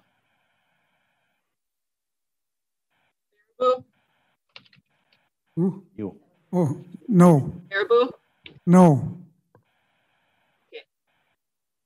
Friedli? Reluctant aye, because I've been there and I don't know that it's absolutely necessary, but if it's on behalf of the citizens concerned about it, then I'm approving of that. Paulson? Aye. Beyondich? Aye. Baranzelli? Turn on your mic. Turn on your mic. Marinzelli, Yes. Cuffey. Aye. Motion passes 6-1. Thank you. I'm sorry. My math is not accurate. 5-1, excuse me. Thank you. Item number 11 is approval of election judges and student election assistants for the 2020 general election. My one question is, do these elected judges have to be residents of the city of Virginia? No, they do not. Okay, thank you, Pam. All right. Here's the, you have on item 11 is the elected judges for 2020, and they've been vetted by our city clerk. And you have the election judges, Sharon Chadwick, Constant Christensen, Jacob Dahl, Jenna Cutnan, Nicholas Nelson, and the student assistants, Christian Coy, Jolene Coy, Caitlin Coy, Carson Engel, and Tyson Williams. I'm sorry, Tyson Wilson. Excuse me, Tyson Wilson. I'll move to approve the election judges for 2020. Councilor Friedli moves to approve the election judges for 2020. Is there support? Support by Councilor Barnzelli. Is there any further discussion? Pam, do you think I have one quick question. Yes, go ahead, Councilor Paulson. Just out of curiosity, what is the vetting process? Pam? They would submit an application if they're interested in being a judge, and then they would do the online training, which is about 3 hours. And once they have their certificate, they send that to me, and then I send that to the county. Thank you so much, Pam. Okay, thank you. Okay, it's been moved and supported to approve the election judges and the student assistants. Is there any further discussion? Hearing and seeing none, all those in favor signify by saying aye. Aye. Aye. Aye. Aye. Opposed? Motion carries. Thank you. Item number 12 is coming back to you from June 27, 2017, and that is not a typo. It's review the purchase agreement for the First Apostolic Lutheran Congregation for purchase of a piece of land in Midway. Back in 2017, they had approached the City Council to ask to purchase 1 acre of land of the Midway school site that is adjacent to their church in order to them to build a parking lot. We have been working since 2017 on title issues, and we just got the title cleared up. We are now finally ready to agree to approve the purchase agreement and to move forward with the purchase of this land. Okay, and I have a question about this, and I had the question before, and I know we move forward.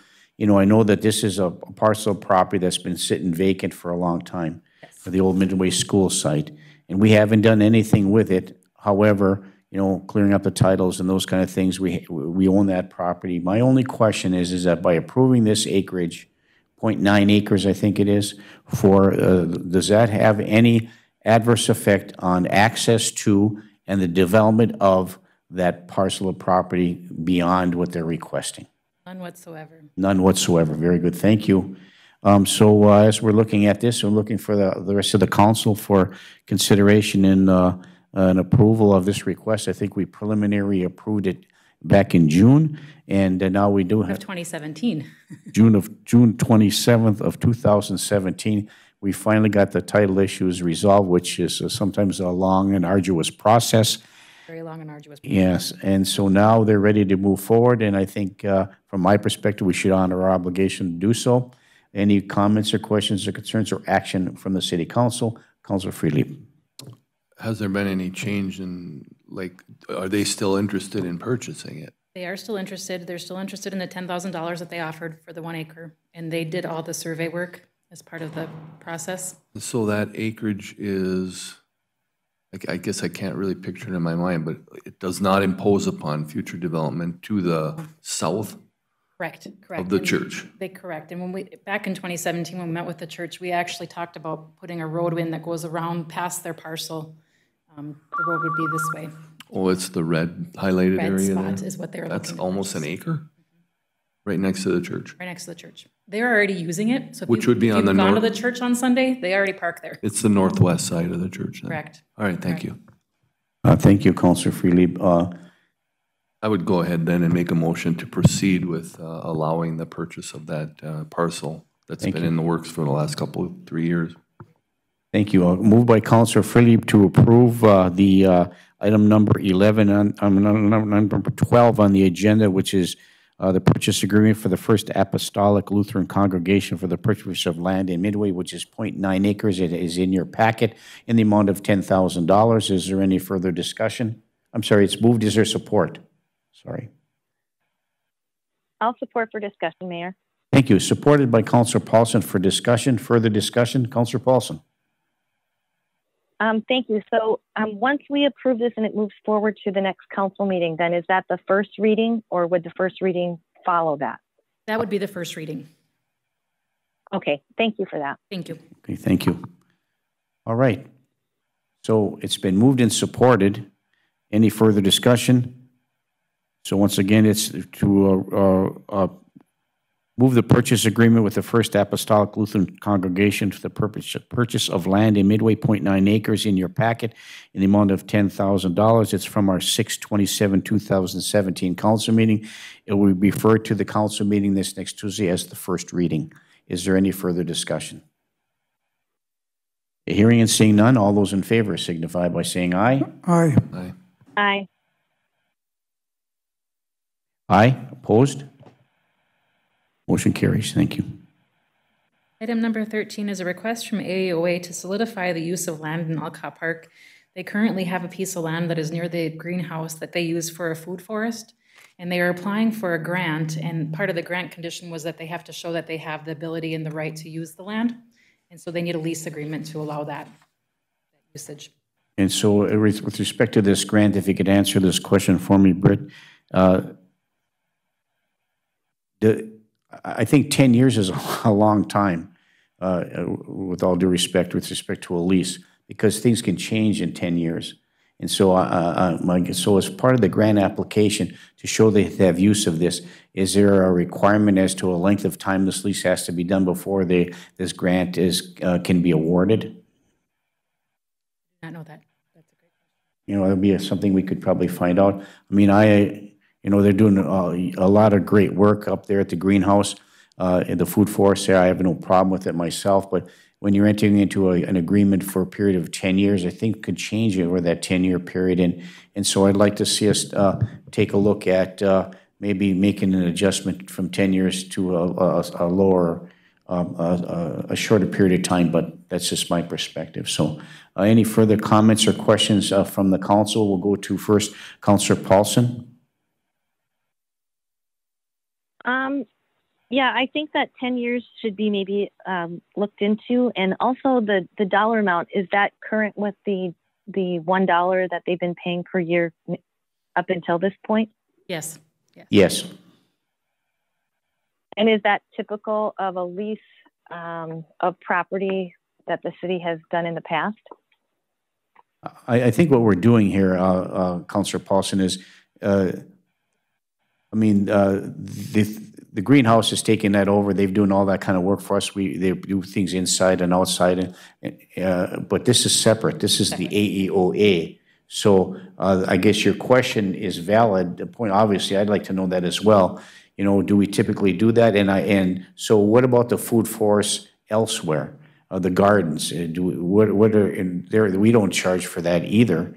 So I think we've done this in the past as a matter of course. We allow the Partnership for Iron Range Partnership for Sustainability to have gardens all over the place on our properties. And so are there lease agreements for periods of time there, or is that an annual basis, Britt? Do we know? I know that. That's a great question. And I don't know if there really is a lease agreement. I think if I recall the agreement there, without due or to your question, Councilor Paulson, is that we've allowed them to use it until such time as the city needs to use it for a development or some other means, and they understand that if the city does develop that piece, then they would have to vacate. I think that's the way the agreement is. I think you're correct, Mayor. I think it was actually a motion by the council when they allowed for the Iron Range Partnership for Sustainability to use the lots for the gardens, that it was under the understanding that if we needed it, we could take it back with proper notice. So now again, the Iron Range Partnership for Sustainability, the farmers market, they use the old gun club or the small community center. Do they pay for that? So there's some little precedence there, Councillor Paulson. We give them land to use and lease, for those particular purposes, but I don't think we have a lease agreement with any of them. Does that answer your question a little bit? Yeah, thank you for explaining I was looking for the past precedent, but if you look, I'm reading it that it's an actual lease agreement. It says lease between the City of Virginia and AEOA for use of vacant land. Right. Mm-hmm. So that's a legal lease document. And is that something that we've done? Do we do it with the greenhouse? I guess that's what my question is. The greenhouse, for the Friends of the Greenhouse, we do have an agreement with them that we do. And I'd have to take a look and see what there is a fee for that. This came again from AUA applying for a grant, needing to prove that they have the permission to use the property. And it was suggested that they do a lease to show that they have permission to use the property as part of the grant. Right, and I understand that. I'm just wondering if an actual lease legal document is what we need to do to proceed here, or do we just give permission? Maybe our city attorney could answer that. And I think they need that lease agreement in order to get the grant. They have to have a lease agreement. Brian? Brian Lindsay, our city attorney. Thank you, Mayor. And I think the council is exactly correct. Typically, when you're looking at some grant funding, one of the things that the folks that were providing the funding are going to look for is that you have a legal ability, you have a legal right to use that property. And so it's not unusual in these circumstances that the funders of the grant would require a formal written lease. Thank you. Councillor Paulson? Yep, that satisfies me. I just wanted to make sure that I understood what we were engaging in. Yeah, thank you. And I look at the lease agreement on number 15, which is the option to extend. But do you have an option to revoke? Right? So I refer that, maybe Brian, have you had a chance to take a look at this by chance? Thank you, Mayor. I did actually have an opportunity to look through this lease in its entirety, and listening to some of the comments that I'm hearing from the council, there's a couple of things that we can do here. One of the things that we can do, and one of the things I think we should do, is insert some language, some contingency language in there that basically says that this lease will continue for a term of years, assuming that the use continues the way that it is. And if that food garden or the food forest is ever discontinued or ever ceases to be, that the lease by its own terms then would go away as well. The other thing that we could do is we could either shorten the term of the lease, or we could provide some sort of reasonable notice that says, this lease will continue in full force and effect for a period of 10 years, provided, however, either side could give a year's notice that it intends not to continue. And typically, even with grant funding, those types of limiting conditions would still be acceptable. Thank you very much, Brian. Does that answer your question, Councillor Paulson? Yes, and I think if we wanted to tighten that up a little bit, I'd be comfortable with that. And I'm not opposed to it. I just want to make sure that the city doesn't get itself into a situation similar to what happened with the school. Not that saying this would reflect upon that, but I just wanted to make sure that we knew what we were doing. Okay, thank you. Councillor Bearable. Yeah, I like one version in that lease also. They pick up their liability insurance through their agency. I think maybe we need to take a look at these other pieces of property that we utilize, the farmers market, et cetera, as I believe all liability if somebody gets hurt there is ours right now. No, Iron Range Partnership for Sustainability does provide a liability certificate Oh, to the do city. they? Okay, Yes. so they did provide that. Yes. Are all of our pieces of property like that? Because Yes. okay, Yes. then Yep, and we do ask the Friends of the Greenhouse to also provide liability insurance as well. then I'm okay with it. Okay, very good. Thank you. So we are still discussing item 13. It looks like some of us would like to see some recommended changes. So I think what I would like to do, if that's possible, is refer back to staff to make some changes to the lease agreement based upon some of the questions or comments from the city council, and then come back to the council with recommendation and being cognizant of the timeline that AOA has with respect to the application for this grant. So if there's some time constraint, we could get this done as quickly as we can in order to accommodate that. I believe that the next committee of the whole would be just fine personally, but I will verify that. The next committee of the whole meeting? Yes. Would you please do that? Is that acceptable to everybody here on the council? Councilor Paulson, is that acceptable? Yes, absolutely, and thank you so much. Councilor Beyondich? Yes, thank you. Okay, anybody else have any questions or concerns about the moving back to staff for a revision and consideration? We don't, so we'll do that. Thank you very much. The final item is item number 14, review the request for purchase of city-owned property located at 506 4th Street South.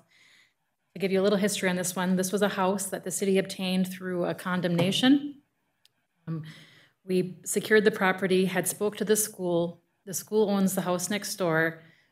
And the intent at the time when we got the property, when it was condemned, was to, the school had shown interest in buying that property for a parking lot. Remember, this is prior to the school consolidation and the vote for the referendum. I have spoken to Dr. Schmidt, and he has confirmed that they no longer have any use of the properties on 4th Street South as part of their current plan for the Roosevelt School. So then this gentleman who lives next door to 506 4th Street South contacted me and asked me about purchasing the lot. Very good, thank you. And just to note, this meeting could be closed if we so choose, Minnesota Statute 13D05, Subdivision 3.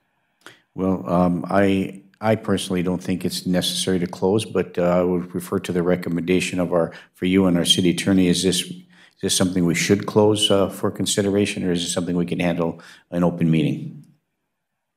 Brian? Thank you, Mayor. I think that's a decision that's within the sound discretion of the council. The factors that you may want to consider is whether or not we're going to be just entertaining the offer as made, or whether we're going to be developing potentially a position for a counteroffer or for some negotiations. If there are going to be some additional negotiations, it may be prudent to close the meeting just so that we can preserve the confidentiality of our future positions. Okay, thank you, Brian. So any questions or concerns or recommendations from our council with respect to that? First, we'll go to Councilor Paulson.